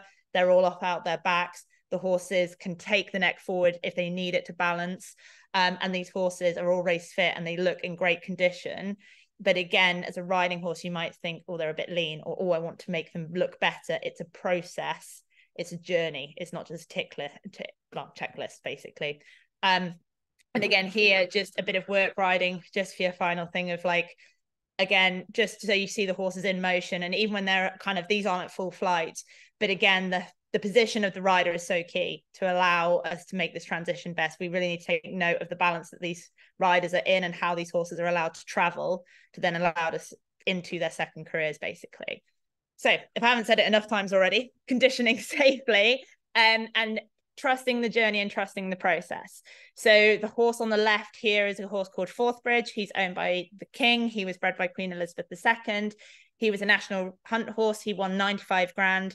He just basically lost the love for racing. Now you can see the horse in the top image when he's jumping, how he's quite lean. And again, when this horse turned up, he's a very big horse. He's about 17.2. He's huge. And he, again, you'd be just very tempted to feel sorry for him and mother him and feed him up. But he's a big horse. So you've got to think of the whole horse as well when you're kind of feeding and conditioning them out of racing, is that it goes down to their feet and their mind and their whole body, the physio, the saddler, it's all kind of included in this journey and in this process. So between the top photo there, that was in his hurdle days, he then had another 2 years of national hunt racing. The bottom image is 2.5 years into his retraining. So it's kind of like he looked a little bit like the top left image when he turned up. And that's 2.5 years into his retraining. Now he looks amazing and he looks full, but I can tell you from that photo, from where he is now, a few months later down the line, he's got, he's developed even further. But again, it's that conditioning of how he's been, just conditioning safely to keep his brain sane as well, to keep me safe, and to allow him to build all the muscles up in the right direction and the right place, and with softness and ease as well, just so that he feels able and capable to do it without having excess that it then sends him silly. So then he's not concentrated in his work. So he's then not stressed. So he's then not pacing. So he's just, you've got that right mixture between energy, calmness, and a happy lifestyle, which then leads to being able to condition these horses safely. The horse on the right is called Dubai Prince. He was the first one that we had from Godolphin. Again, you can kind of see, I know it's maybe not so clear in some of the pictures, but he's what you call race fit in the top right image. The bottom image is 3 years, and that was him doing a novice test. So again, it's 3 years into his retraining. And the way I like to phrase it with everyone, because there's this like almost social media stigma of like, how quickly can we do things? If you think when your racehorse has come out of racing, even at the age of 4, you're 4 times 365, so it's around about 1,200 and a bit, 13,000 days, so 1,300 days behind day 1 of your retraining. So if you think you're going to kind of make this horse be the bottom right image in 6 months, you've got to remember the physical change they're going through and everything that you're asking for them and the development of them. And you're on day 1, you're already 1,300 days behind them. So it's giving them that time and that grace to allow them to kind of move forward in the best way possible. And the same, this is 𝗚𝘂𝗲 and the whole thing. 𝗚𝘂𝗲 is my absolute world. 𝗚𝘂𝗲, again, bred by Queen Elizabeth II, owned by the King. He was ROR Horse of the Year 2019, ROR Elite Dressage Horse. He's one of the highest competing ex-race horses in this country and scarily in the world, because there's only a very small handful of them. Now, 𝗚𝘂𝗲 is an absolute firecracker. He is like Peter Pan. He's the boy that's never grown up. He is 16 years old and he's still like he's 3. And the hardest thing with this horse has been keeping his guts healthy, keeping his brain sane, keeping me on board. And the thing is, he just gives so much and so quick, but you can see the transformation throughout the years, like this kind of change of this balance of him. So the top images, you can see where, again, his natural kind of conformation literally kicks him in the backside. So his bum goes in the air, everything falls onto the forehand, and it's being able to slowly change that weight distribution, being mindful of how his body is put together, me being kind of mindful of where I put myself to allow him to work best, and also working so closely with my home team to make sure that everything is kind of like gearing towards giving him the best possible start. And I've always been really cautious with this horse. He does struggle in the winter. Very cautious of adding extras to his food, because the first thing that's going to happen is he's going to ping in the air, and I'm going to hold on to my neck strap and question all of my life choices. So when I say I get it, I fully get it. With these guys here, like I said, it's about posture and it's about time, which again leads into the conditioning safely of them. And the temptation is when you see a horse like this, when they first turn up. This is Piglet. When Piglet first turned up, he was known for running away. And as you can see by the beautiful state of his neck, the side reins are literally just there because I didn't know what he might do. And I've been warned that he does put his neck up and go. So they're not there. They're not restrictive. They're more just a guide of in case I was about to on the arena. And I just wanted to see where we were at, because I didn't even know how kind of asymmetric he was. So again, it's not how I'd normally set it up, but you can see here you'd be tempted to kind of feed this horse up. He doesn't look really poor at all. He looks quite good. He's had some time out, but you'd be like, you can still see a like ribby outline and stuff like that. And the temptation would be to feed this horse up to make him kind of look aesthetically better before riding him. However, the whole point with any of them is getting their posture on form to then help development of the correct muscle. So you get that relationship between your feeding and your training, rather than just kind of going for it. It's also, like I said, the big thing about them is posture. Think of your 6-pack. Think of like, if I said to you guys, go and do 10 sit-ups in a row, have a 20-second break and do another 10 sit-ups and keep going like that. How long could you last before you'd start moaning, crying and wishing no one had ever asked you to do it? We have to take that same approach with these guys. Again, remembering their conformation, and anytime they start to lower their neck, lift their back and engage and swing, we are asking them to do a sit-up, and that can only be held for so long. And they will have moments when they fall in, fall out, accelerate, decelerate. But if you work them correctly, it not only helps keep their mind kind of there because they're workhorses, but it also helps build up that posture before you then get on top of them. And I think it's so important. So this was Piglet 4 weeks later. He'd done a series of long reining, kind of out on the trails, out in the arena, over poles, walk trot. Again, head and neck still slightly in the air, but you can see the kind of difference, first of all, in his stride length, and the difference in his ability to take his neck down and forward, and the ability to lift his back. And as soon as I knew that he was in better balance, that's when we start applying a rider, rather than kind of thinking, okay, I can get on you and off I go. So like I said, the relationship with this feeding and training, the feeding helps support. It doesn't build top line. Like I see so many social media posts where people are like, what do I feed to build top line? Top line comes in junction with your feeding and your training.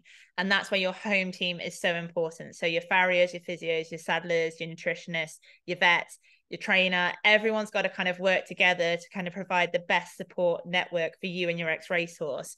And the feeding will help enhance and it will help guide you, but it is not the sole thing that kind of then makes these guys all of a sudden massive and ready to be a show horse. It's that kind of relationship between the two. I said, how much work would it take for you to build a six-pack? And I said, I wish food just allow me to build a six-pack. I wish I didn't have to do any sit-ups or any planks or anything like that. But it all starts from the ground. So these guys, even in training, they long rein. Okay, yes, they're used to round pens and lunge pens, but they are used to long reining. They're used to having periods of rest. They're used to going out and about. So you can apply that into your second career when you're making a transition from racehorse into riding horse, which again allows you to build up that posture and that strength without you on top, which is what they need to then provide you into the best kind of supporting role. You always need to be adaptable, and you always need to kind of have measures in place, because I have it where I look at all of mine and I can literally make ribs poke out in front of my eyes. If I stare at my horses long enough, I can like make ribs physically appear. So I'm very, very, very, very fortunate with the support from Dengie, is that they're in here once a month and we weigh the horses. Now, everyone doesn't have that availability, but what I would suggest to people is having a weigh tape. Now, the weigh tape may not give you the exact number for what your horse would be if it stood on a step for a scale, but taking 3 points on your horse, so one at the wither, one middle of the barrel, and one towards the back end of the barrel, and recording the horse's numbers on the tape. And not only does that help you not lose face, but it also gets you ahead of the game. So if they're starting to lose like even like 1 or 2 kilos on the weigh tape, you know you might need to adjust something or look at something. You would also from that know that if your horse has lost more than 2 kilograms on your weigh tape, that your saddle will no longer fit. So it's working within the two things of actually, if my saddle doesn't fit, my horse is going to be uncomfortable. Does that cause them stress? That's then going to cause them gastric problems, which we're then going to have a potential weight loss feeding concern. We then see weight loss. We want to pump more food into them, but does that then send their brains over the top? So it's this kind of working really closely with everyone and having these measures in place, being slightly ahead of the game and being more proactive, which will then help you with your kind of development of your racehorse as you go through into riding horse of whatever discipline you want to go into. The time of year and the weather is pivotal. This summer's been really quite difficult and quite challenging. Grass growth, getting your hay and haylage analysed, like Kate touched on, is so important, because to know exactly what you're feeding and how much of where, and if you can make any changes, it's a brilliant tool to use, and I'd endorse anyone to use it. It is absolutely vital. The communication between you and your home team is absolutely vital. I mean, beyond vital, that everyone is singing off the same song sheet. We all feel safe. We all feel confident. And that, like I said, we kind of keep this constantly going all the way through. It does feel a bit like a full-time job, but these guys are so sensitive and they are so quick to kind of adapt or react that we need to be aware of their sensitivity and then bring that into our training and our management methods with these guys. So the two routes that you can kind of do is like when you bring these guys home, it can be the most daunting, horrible time ever, is there are two routes. Like you either get them from a trainer or you can kind of get them from a private sale or a rehoming centre. Now, yesterday we had a gastroscoping day here and we had one really lovely lady that had picked her racehorse up from the trainer 3 weeks ago. And before she does anything with him, even like give him time out or even consider starting to work him, she wanted to know the state of his gastric health. So she straight away got him scoped and he had grade 3-4 ulcers, which is fantastic for the horse because then it allows him to get treated, have his letdown period, like be comfortable in his gut. So then we can start this whole process well. So before we even get on him or even start long reining him, we know he's happy and comfortable through his gut. So we don't already start this misbehavior, bad horse potential scenario talking point because this horse already has a concern for it. I think it's some studies show that 90% of racehorses leave racing with some sort of ulceration. Now, with some people, scoping is not an option, but it's something to be very mindful and aware of when you're managing these horses, and how you feed them and how you go about your training with them. And again, it's that kind of when you get them straight from the trainer, being able to let them down safely. Kate briefly touched on about their foot and their feet quality. It all ties in together of when you get these guys home, how do you manage them and how can you apply certain aspects of their first career? Because most of them are being in a very kind of routine-based environment. How can you put that into their second career? So if you're like on a DIY yard, for example, when you've got 40, 50 horses moving in different directions, that can potentially stress your horse out, which then can lead to gastric problems or feeding problems or weight concerns, which again, like I said before, can lead us to then feed more, do more. The horse is mentally more unsettled and it just kind of leads to that potential vicious process. And I think that was a small video of just Greg. We got Greg scoped as well. So Greg went competing at Aintree. He won the ROR national medium national title. And it's really important for me to also know that the competing horses are also kind of gastric happy as well. If you've gone from a private sale, again, it's this reduction of stress, you know, kind of like making sure you've asked what have their previous routines been, have they been previously managed, do they change with the weather, do they change when they come in, do they need to be more out than in? Like Kate said, some of them don't understand going out. If you go to Newmarket, you know, you've got stables in the middle of housing kind of places there, and it's great, but access to turnout is limited. So some of them don't understand that. So it's being able to understand the horse best, saying, I want this horse, how do I manage it and how do I move forward? But also being open to ideas of how do you kind of make sure this horse is the most settled as you possibly can get them. So again, we can do this conditioning safely. And we have this link between, you know, your diet and your behavior as well. So on your right is 𝗂𝗲𝗀 as a 5-year-old. He did this at 5, 6, 7, and 8. And Greg on the left, who looks all sweet and pie with a sash around his neck. Greg was like quad, but he would buck instead. And they're like the sash was there. There's a neck strap under there too. So again, these two horses are fantastic horses for me. I love them to the end of the world, but they are sharp. And like, I'm not hiding away from that fact. So it's been really key on how do we condition these horses without me falling off and dying. Greg on the left, I shamefully fall off in the walk all the time. I don't fall off in any other pace. I have been decked numerous times in the walk, and then he turns around and he sticks his tongue out of me just to make me feel a bit better when I'm sat on my backside. So again, it's that comfort when you're working them to be able to then promote this best kind of conditioning safely. So the most racehorses go around with the bottom of your hollow back. That again, it's just due to their conformation. And you can see the amount of range of motion and lift that has to go through between from a hollow back to a neutral back to a lifted back. And this is what the top image is what we're striving for. But how do you kind of make those two transitions to kind of make this conditioning safely? And it's small things, like I said, using their first career to aid their second career. So this is George, and George, quite frankly, looks a bit crappy, looks a bit lame, just looks like just horrendous, absolutely horrendous. This was like day 2 of like coming off the long reins and getting on him. Not George's fault. George is just unbalanced. George is an ex-racehorse. And when you're sat on them again, you get these kind of like beautiful head tilting moments. You get the ears like there. It's just classic. It's beautiful. And you question all your life choices and what you've done. And you thought it was a lovely idea, and this is just turning into a disaster. Now, it'd be tempting with this horse again, when you see this horse moving in this sense here, he looks a bit rounded, but again, I can tell you under the saddle, he's just a bit, you know, you see the ribs and everything. It's not a bad thing. It's just where he's at and where his condition is at and his posture's at. Temptation would be to feed him up, to kind of override and be like, get your head down, do whatever, do a lameness workup, X, Y, Z, A, B, C, potentially scope as well if you're really concerned. This horse just needed to be ridden like he was in his first career. Now, it's not the most perfect, it's not the most beautiful, but this was literally 24 hours later. And all I did was get myself out the way. And I literally used those videos like you saw from the race yard, and I rode him around in half seat. It starts that compensation of the contact, being able to move. And again, that lifting of the back, like we just saw the spine, that being able to lift of your back. So you drop your neck to lift your back, rather than me sitting on him saying you're going to be in a riding horse scenario. And working a horse like this will then condition him properly with the feed on top, and will make a far better horse than one that's like, you're a riding horse, so this is how you've got to do it now. My main points are: take away your Instagram ego. Don't be afraid to ride your horse, not like a racehorse, but ride them in half seat. I'm constantly in warm-up arenas, riding around in half seat. My thighs do burn, not going to lie, but taking away that Instagram ego of this has to be perfect, I have to be sat up, I have to do this. You've got to remember it's the journey with your racehorse, and how do you keep them mentally and physically sound and safe and enjoyable.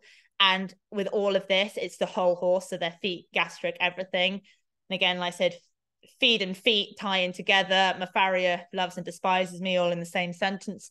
And, you know, we do get lost shoes and stuff like that, and we have a whole process for being able to take shoes off. You know, we do a whole shoeing journey, but it's the health of the horse that comes from it. I always say their health comes out through their feet.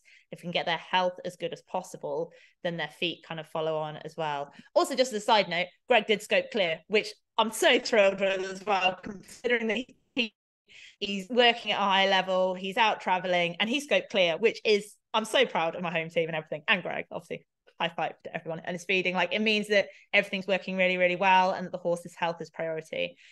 just of kind of like a final slide as well, it's just that understanding of the transformation of the balance that these horses go through from racehorse into riding horse. Obviously the top image isn't Greg, but the middle two are.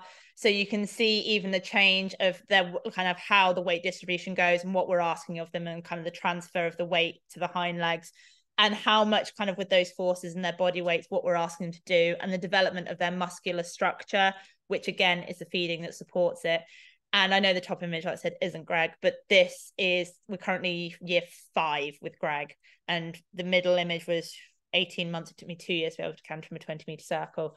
18 months in the middle image, and the bottom image was year 3.5. So again, it's not a short-term fix. And again, it's just a bigger kind of version of the Greg journey, the bottom right image being 18 months in, and then kind of progressing up and being able to change the balance, change the muscular structure, giving him the support he needs, but without blowing his brains, keeping him sound and healthy, both mentally and physically the whole way through, is of the utmost importance. And I think it should be for everyone. And knowing that it is possible, it's just making those small little changes and being adaptable the whole way through with them as we go along. So that was it. That's basically myself in a nutshell. I know I haven't used too many case studies on my own ponies, but I hope you get a rough idea of where that's gone. I think. Oh, where'd it go? Fantastic. Thank you, Lou.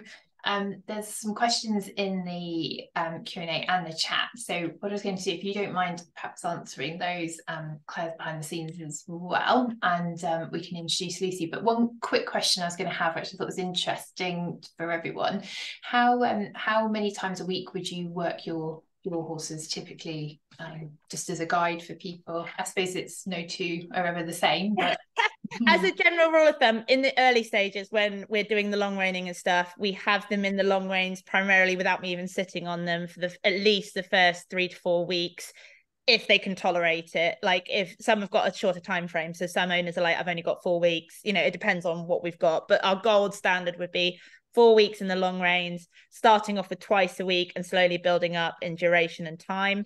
And that would be out on the trails, as long as it's safe and I'm not going to lose them, and in the arena, so it's not just going around in the arena. But all the way through, none of my horses are schooled more than 2, possibly 3 times a week in the arena. And then the rest of the time they're out hacking, going over poles. Like, it's not all about the pretty circles and the sideways stuff. But they do 5 days a week. They have 2 days a week off, all of them, like 2 days up, depending on where they're at and what their stages are at. Because I think we're always asking them to do something where we're pushing past their conformation. So they need that time for their muscles to adapt and kind of recover. And they get sore enough quickly enough. And I don't need that soreness to then add to potential pain and loss of confidence mentally, to which then we're just going to add to that vicious cycle. And as soon as their health isn't good, we start seeing lost shoes, hysteria, like all of that. So they're only 5 days a week worked maximum. Yeah, and it's interesting because it's one of the few things that has been shown to be a protective factor for pyloric or glandular ulcers as well. So there's a reason, isn't there, that horses need that downtime when they're going through such a transformation. Brilliant. Okay, thank you very much. If you're happy to beaver away behind the scenes, I'll introduce Lucy. Hang on, I'm just going to share the screen again. Hello.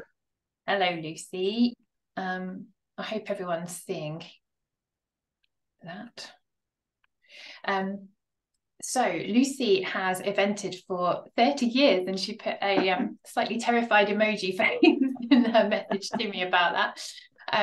And she's been part of the team New Zealand for WEG, World Equestrian Games, Reserve for London, placed at Badminton, Burghley, 𝗚𝘂𝗲𝗀𝗀, but alongside all of that has been pre-training and schooling racehorses for 20 years, including for Sir Mark Todd, Warren Greatrix, Kim Bailey, and now working full-time in a satellite yard for Ben Pauling, strengthening and conditioning racehorses. So again, I think in a great place to be able to sort of talk to us about exercises and the management of thoroughbreds.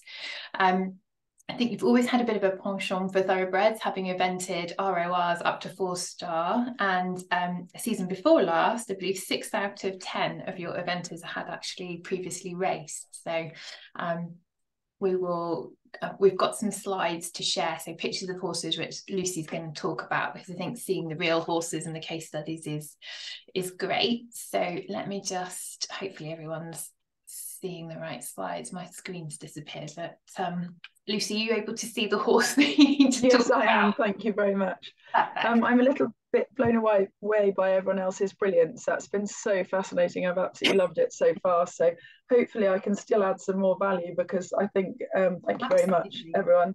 I think where I would come from at the moment is I'm now involved full-time in capacity within a racing yard. So I think it's even more apparent to me now that the racehorses' routine is what they're so used to. And I think that's one of the things that we, turning them into riding horses, need to change.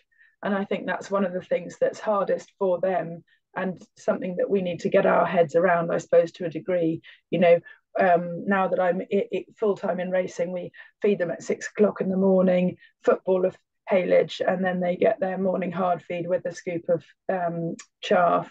And then, you know, they come and they're all finished all their work by 1 o'clock. And then they get a lunchtime feed with some more haylage. And then everyone disappears until 4 o'clock in the afternoon, which is their sort of switch off time, their relaxed time. And then they get another feed, and perhaps late. So I think bearing that in mind, from a work perspective, but also from a feeding perspective, so that we can endeavour to make their changes as gradually as we possibly can. We need to slightly turn their world as well as their posture. That was so interesting, Lou, sort of on its head. But we all know all these changes have to happen gradually. So I thought I might just say, so when I first get a racehorse in my retraining role, I would normally start them. I just thought go really practical. Everyone else has been so fascinating in some of the theories. But if I would just say to people, you know, if I get a horse into the yard, fresh out of racing, who wants to go off and retrain, you know, my feeding regime to start with, try and feed them all at the same time. And sometimes in a livery yard, that's very difficult. But if you're in a barn with others, put your feed ready for the morning, and then whoever feeds the first horse in the barn just feeds that whole barn. That's really helpful, so that they're not sitting on an empty tummy expecting food to come in, and, you know, the acid can then create some problems. So my lot would go on to, as a standard, 1 stub scoop of alpha and a cup of performance balancer, morning, lunch and night, because that's as similar as I can get it to their racehorse routine. Somebody said earlier, hay or haylage. I think the hay, you know, with its less calories, it's less power, if they will eat it. But most of them, I would believe, would be more used to haylage. So maybe start with a little bit of a mixture, part and part, but as much as possible. The drier the haylage, the more akin it is going to be to the hay that you might want them on longer term. But again, making that change gradually. And I try and feed that ad lib where I can. Grazing wise, I think that they're really used to being herd instinct from way back, centuries, but they do all their work as a racehorse generally, you know, in a string. So they're used to being 10, 12, maybe more horses. And that's something, again, we need to turn on its head to a degree. So starting out with hand grazing actually is a really safe way to begin, getting some grass into them so that they can get used to that feeling in their tummy, get used to that being part of their routine. A small paddock is great, but side by side with another one, even I always grazed mine in pairs, but was lucky enough to be able to take off their back shoes in order to do that. Once they were used to their pairs, they then were able to get into the routine of going out in a small paddock together, and then you're able to get them out into a bigger paddock. That might be difficult to achieve in a DIY scenario, or some yards that would be trickier, but being able to get them, you know, with a mate. And it sounds counterintuitive because we do need them to go off on their own, but they can't start just suddenly going cold turkey and completely solo as far as their mates are concerned. So that was feeding and grazing. In terms of their work, again, I'm lucky, you know, when I had my eventing yard, that I could do them in pairs. And that's a way to wean them off having too many mates. And normally you can hopefully find a friend to work with. And their work at the very beginning of their retraining would involve kind of along the lines of what Lou was saying. But I would go a little bit of hacking, a little bit of lunging or long reining, or you can see here this horse was fresh off the track, and his goal with his new rider was to go and do the hunt races, the cross-country races.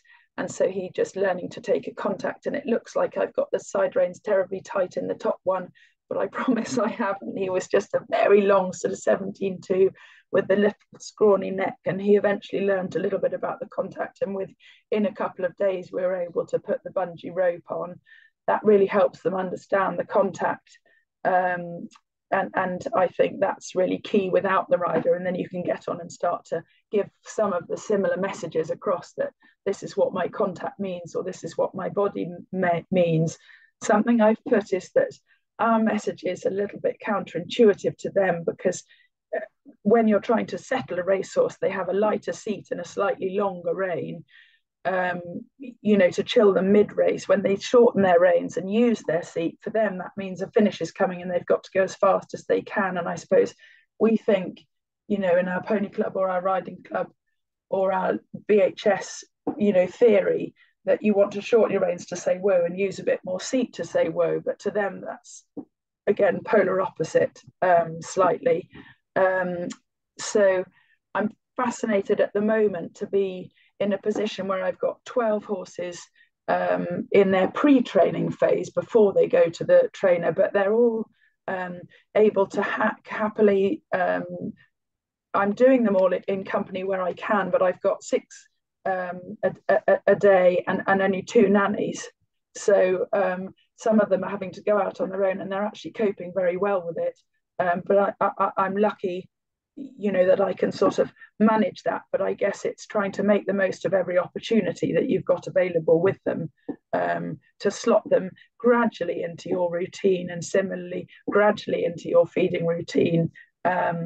I think the other thing I put was travel can be quite stressful for them, because they don't do, in eventing, my horses might be on the lorry maybe 2 or 3 times a week, where for the racehorse it might be as little as once a month, and it nearly always meant going to the racetrack. So for them, that can provide another little bit of a challenge. So I've put that I give them a handful of alpha before loading to help, keep the stomach acid, hay or haylage during their travel, a little hand graze when you arrive, and a handful before you get on. Sometimes if they're quite anxious, you could even just take them for a look and a see at whatever show you're going to with some others, and then pop them back on and go home again. So it was as low stress as you could possibly make it. And I think I'll go on to some other slides in a minute, but I've put herd, and routine. And I think that applies to them eating at the same time, working at the same time, and, trying to gradually come away from the racing routine into something that suits you and him, and gradually come, into the feeding regime that suits you and him. So I'll just go on. I haven't been nearly as structured as everybody else, for which I apologise, but I'm hoping I'm getting really excited about the question and answers, because that's what I'm good at. So this lad, these were just a couple of days apart. You can see he's still very light. He hasn't developed, much strength behind the saddle or across his neck, but at least having learned to work in a better frame, he's got a chance, as Lou so brilliantly put it, that we can then start to add a little bit of feed, and the combination of the feed and the work can strengthen him up. Let's go on to the next one. This is almost my pièce de résistance. So poor boy at the top, don't judge his training career. He'd actually had to have some colic surgery and been in the hospital for 21 days. These are actually only 10 weeks apart, because he was keen to be a good eater. He just struggled to do that.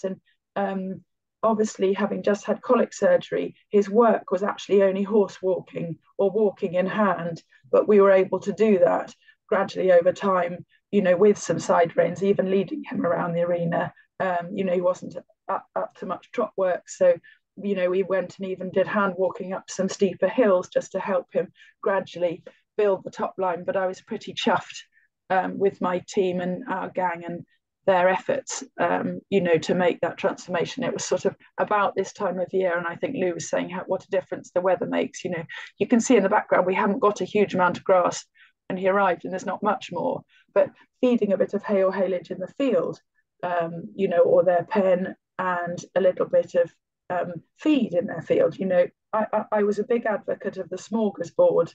I had Willie Do, who did some really big championship events, and he didn't suffer from ulcers, but he did used to get quite picky, especially when he was really fit. And he was an advocate of one bowl was his alpha, and the other bowl was his balancer and some fiber beat. So was a really good way to do it. So that was a post-colic surgery. The next lad had just run, and he'd run quite light. He was due to go back into training. So again, my job was not to get him really heavy, because he had some leg troubles as well. So he needed to go as strong as I could get him. And I think these were 3 to 4 weeks apart. And he was there for a sort of freshen up, a feed up, a change of scene. And I was really pleased. Again, you know, we did manage to put some muscle on. He's not enormous, you know, in our other world, we really want to see them look beefy, but again, it had to happen gradually, but it was with a view to him going back and doing more races. So that had to be managed. But similarly, I don't think it does them any harm. You know, my job now is strengthening conditioning for the racehorses who are going into training or who are having a short break from training. So like this fellow here, they still could do with learning a contact. They could still do with being able to bend in both directions. They could still do with rounding their backs and using their top line. Balancing with their necks was a brilliant point. You know, they still need that in racing, even if it's not their first instinct. And yes, the lads that ride for the trainers are very brave and very well balanced, but they wouldn't always have the technical skills. So if we can send them back with a mouth that means something, you know, and they can gallop rounder and stronger, I feel it has to help their longevity within the sport, but also gives them a precursor to the career that might come after the sport. So I feel like hopefully the ROR doesn't always just have to happen when they've finished. Is something I'm quite passionate about. Hopefully ROR can be before, during and afterwards. And I think, yeah, that's something I feel quite passionately about. And then a little treasure is the next one. Next slide. Can I interject just with a question on this one? Do you find, are there more trainers opening their sort of mind, shall we say, to sending horses out I to think, training? yes, it's really exciting. And I think not just the trainers, but the owners are getting a real taste and a hunger for wanting to make sure that they do right by these, you know, it's quite an old-fashioned thing to say, but they're servants, because they're not our servants, but they serve us so bravely and strongly in their careers that it is really nice if we can switch that around and say thank you so much for everything you did, you know, what can I do for you, kind of thing. And I think 100% that they're getting more interested. But I think it was an interesting write-up that I got from Ben as to one of the reasons he wanted me to come full-time is to get the best performance from them, needs the whole of them as an athlete. And if you have got a stiffness or a weakness or a preference for one way or the other, you A, can't run as fast, which for them is the ultimate goal, but you B, might not last as long. So as well as the afterlife, which is quite cool to think that you can contribute.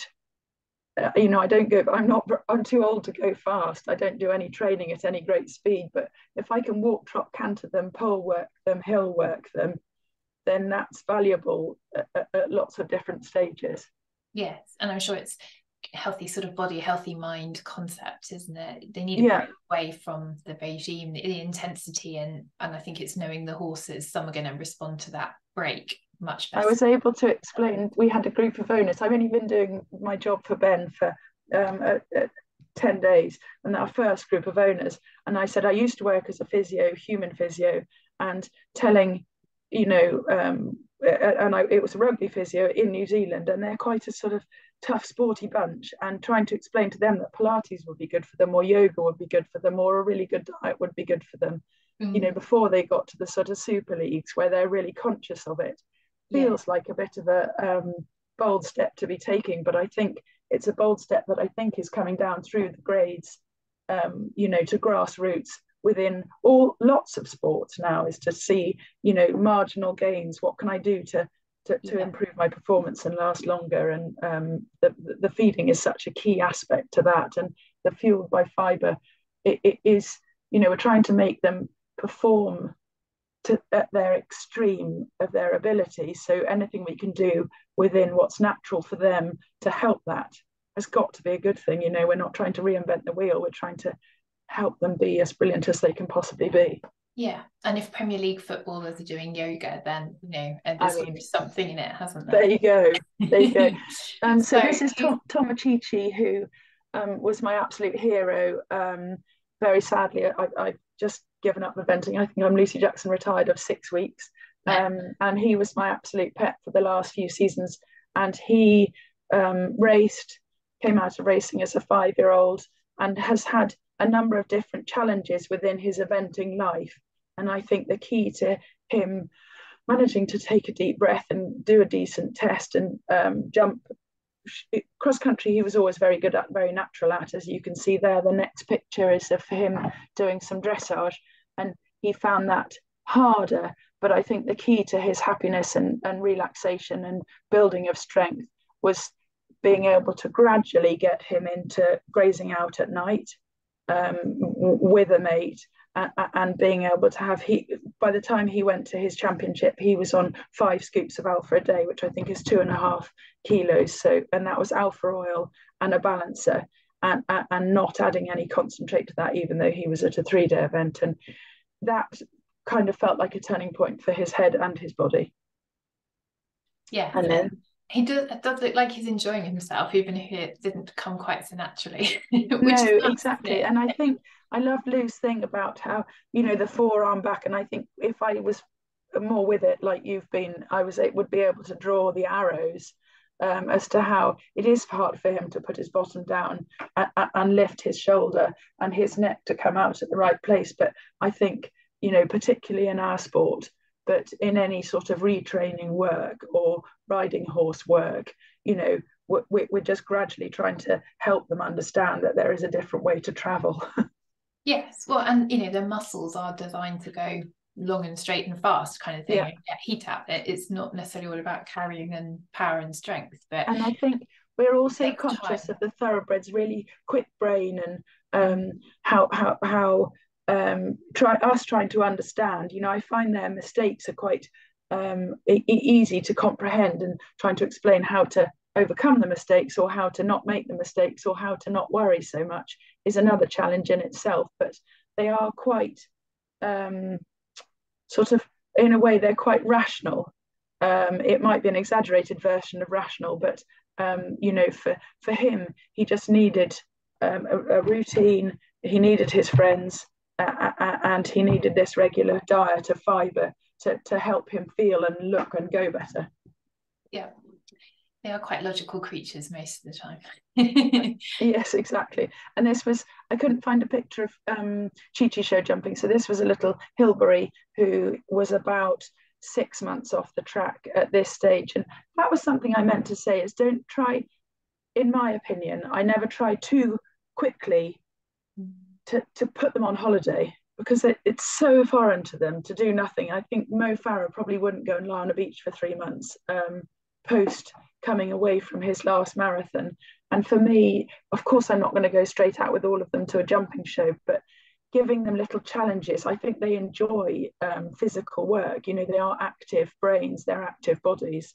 You know, even if I only go to the cross-country venue to hack and watch somebody else, or I go to the jumping show to do the warm-up and go home, or you know, a hack one day, a lunge one day, I feel like the cross-training element is good for them physically and mentally, and the feed can stay consistent through all that. And then you might back off them for 3 or 4 weeks, and then you might build them up again for 3 or 4 weeks. But I worry that in our determination to give them a nice time, sometimes we think, oh, we must give them a really big break straight out. And I think sometimes that can accentuate some, I like that thing Lou said, hysteria. I think you can accentuate their worries because they're wondering what's coming next.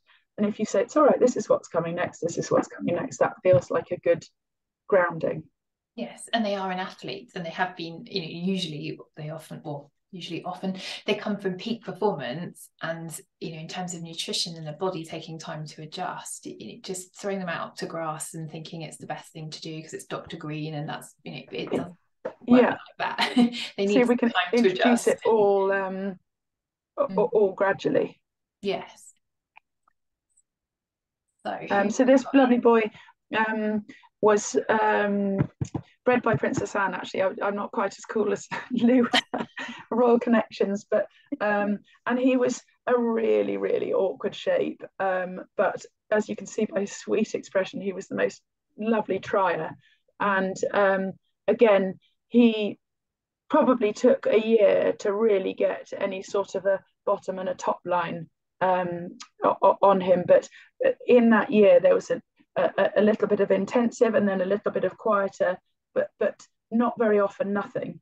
And in saying that, it might be 3 days a week of a hack, or it might be 10 days off and then pick them back up again. And I'm contradicting myself in terms of routine, but they still got fed at the same time, they still went to the field at the same time, they still then came in. That side of their routine was quite strict, and then you can increase your field time and make it that way. And are there particular exercises from the jumping context you would do? I mean, is it the grids and all that kind of, or is that also... Yes, there is, and this is unashamedly plagiarized from Yogi Breisner and Laura Collett. Massive name. I'm sure they won't mind. They with the racehorses, they do that in training, so you're trying to help a racehorse jump better for its race.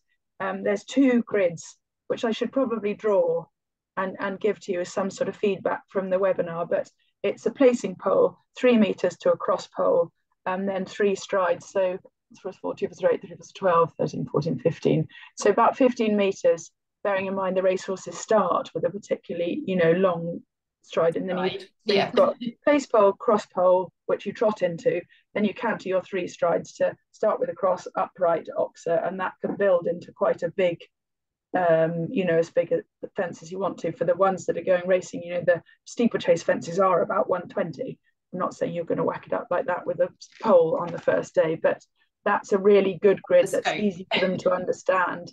You can approach in trot so they've got time, some guide rails to help them round over the fence, and 3 strides is a particularly comprehensible distance that came from the powers that be, that are those 2.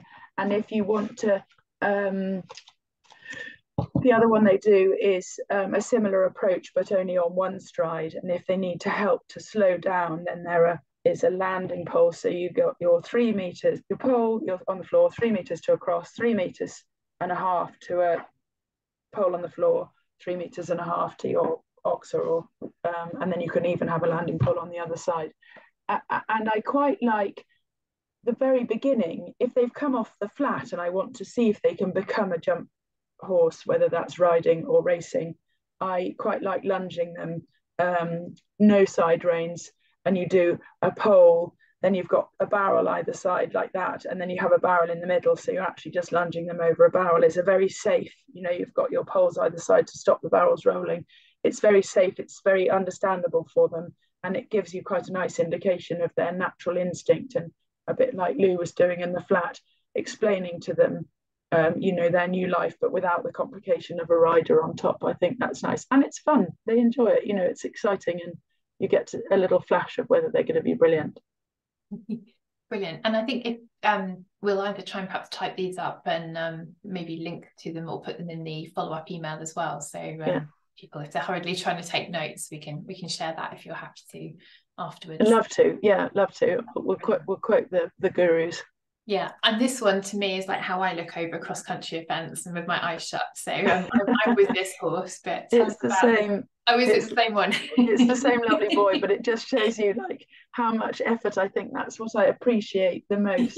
And it doesn't matter, novice was his thing, and aspirations that they'll all turn into 5-star eventers, but he's giving this his absolute best, and I think it's sort of personified. And what I love about the thoroughbreds, and with the right feed on board, and the gradual conversion to a new sport. I think so much fun to be had, and I think we're so lucky to be able to work with them. And hopefully, if we can help with the education, as Dengie are doing here, more people can have more fun with these amazing animals. Yes, I have to say we've had the most response to people signing up for this webinar that we've had for anyone in the past. So it does seem to indicate that there's a real appetite to want to do more with these horses and give them a life after racing, which is fabulous. So this one's not quite such good quality on the image, but hopefully people can see that lovely face. I think yes, the horse. I only had to finish with that because it was my favourite voice. That was lovely Ch-ch. And I think as our sport of eventing develops, I think there really is great research into the number of thoroughbreds, full thoroughbreds, but also percentage blood in some of the top most successful horses, and how essential their endurance, their speed, their quick thinking, their agility is becoming. Even though we thought taking away the roads and tracks and steeplechase might err away from the need for the endurance, I think it's becoming apparent that to be good at all three bits, you do need an enormous percentage of thoroughbred, and so say all of us. Absolutely. Brilliant, thank you. So there's questions, I think, in the box, so let's have a look. I'm conscious of time, but if everyone's all right, we will just have a look. So yeah, somebody's saying definitely would be great to have diagrams with distances, so we will do that. Have we got any other specific questions? I'm just scrolling through them at the same time as well. Well done. So that's that one. Let's have a look on the Q&A. I think it's been fascinating for me in my new role with Ben Pauling Racing, that actually it doesn't take very long with many of them. Particularly these guys are coming back into training. They're on quite an enormous amount of grub, ready to go further and faster, and yet they're really happy in this environment, coming and learning a bit about the contact, doing some. So I think enjoy asking a few questions of them. Don't be afraid to have discussions and with the horses, I mean equi discussions, and put challenges in front of them, because that's kind of akin to what they're used to, and it's just a gentle way, and then you're able to say, God, well done, good for you, and it's all a really positive journey. Yes, there was someone here actually talking about the sort of and you alluded to it a little bit with the post-op horse, but in the question of something that a horse that has had some pain and sort of associates a particular, I don't know, exercise or thing that he's doing with that pain, how can you sort of, if you've got any tips or guidance on how you help them to build confidence and sort of after an injury and move through that sort of stress and pain memory? Yes, I think again, just quietly, gently, softly, trying to listen to them, their signs. Obviously they can't be verbal, but I liken it in a way to bringing up children. They have to tell you that it hurts, and they haven't got words to explain what hurts. And I think gentle hacking. I love hacking because there's lots of nice things for them to look at and other things, and they can learn a lot without really realizing that they're learning. And I think that's quite a nice way. Obviously it's got to be safe. Obviously it's easier to hack in some areas than others, and roads can be a nightmare, but I think finding something that they found difficult or challenging or spooky and trying to understand what it was that put them off. Was it the pain? In which case, which bit's hurting? And Lou definitely made reference to the team that's involved, with the farriers, the physios, the vets, the saddle fitters, and I'm not suggesting that you need to suddenly get a brand new saddle, but a saddle fitter could come and say to you, at the moment, this saddle with the pad here is necessary. And then as they strengthen up, hopefully you can reduce the flocking, the pad underneath or something like that. Back and feet are very closely linked. So you mentioned with the good feeding, being able to grow a better quality hoof, which can give them much more comfort. Lou showed the diagram of the posture improving.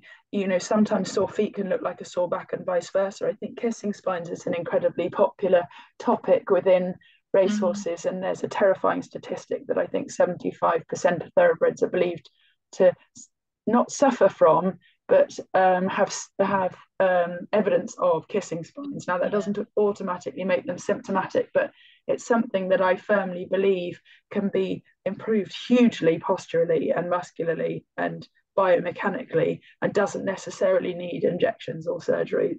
Total separate subject, but not actually, because I think, you know, with the right feeding, with the right exercise, you know, we can help them overcome what they think of is going to be extremely painful, but actually it's only painful because you're holding yourself that way. Let's help you find a more comfy posture that will serve you better for longer. Yeah, and anecdotally, we seem to see quite a lot of cases where kissing spine is linked to the sort of pyloric or glandular ulcers, because it's that pain and stress association, and very often those ulcers are secondary to some musculoskeletal problems. So again, going to the root cause, find, you know, the way to strengthen them, but repair, recover, whatever you need to do, and then suddenly your ulcer problem is easier to manage as well. Yeah, 100%.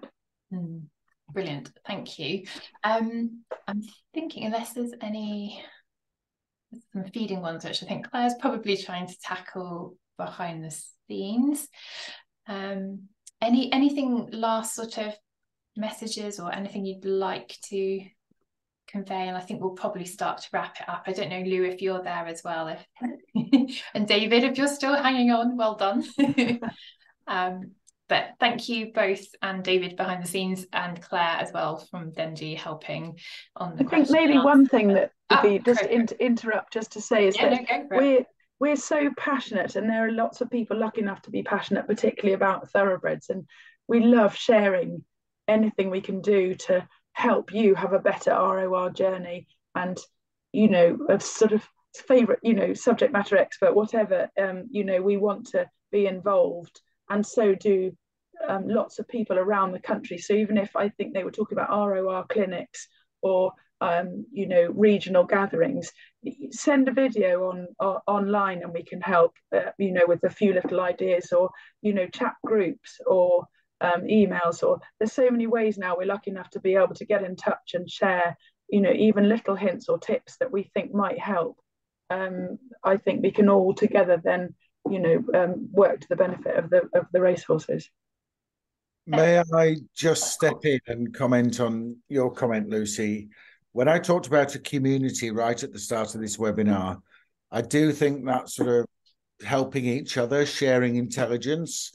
We all know that there are no straightforward answers for horses, any horse, any breed. And just being able to share experiences, to me, is a good thing. And I would really love if we can sort of develop a community that's engaging, safe place to ask questions.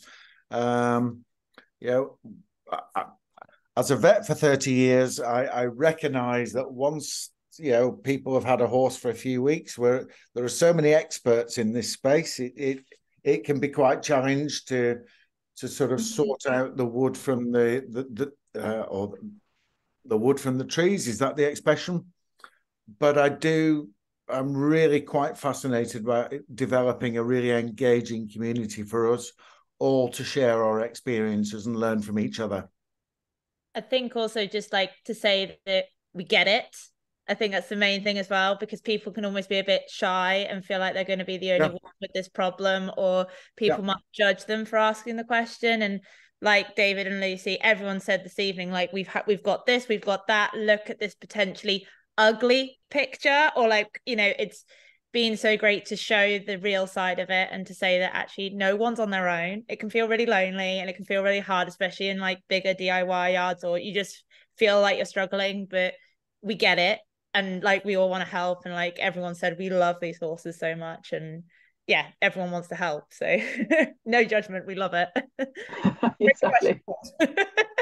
Absolutely. And I hope, if, you know, if nothing else from this evening, people have will have certainly been inspired, but that, you know, there is some sort of evidence base to things out there, and it's a combination of some science and practical experience, but the whole package is what matters. It's working with a team and making sure you communicate. And yeah, just to reiterate, there is no such thing as a stupid question in this world. So if you've got further questions, we can put you in touch with Lucy, Lou, David.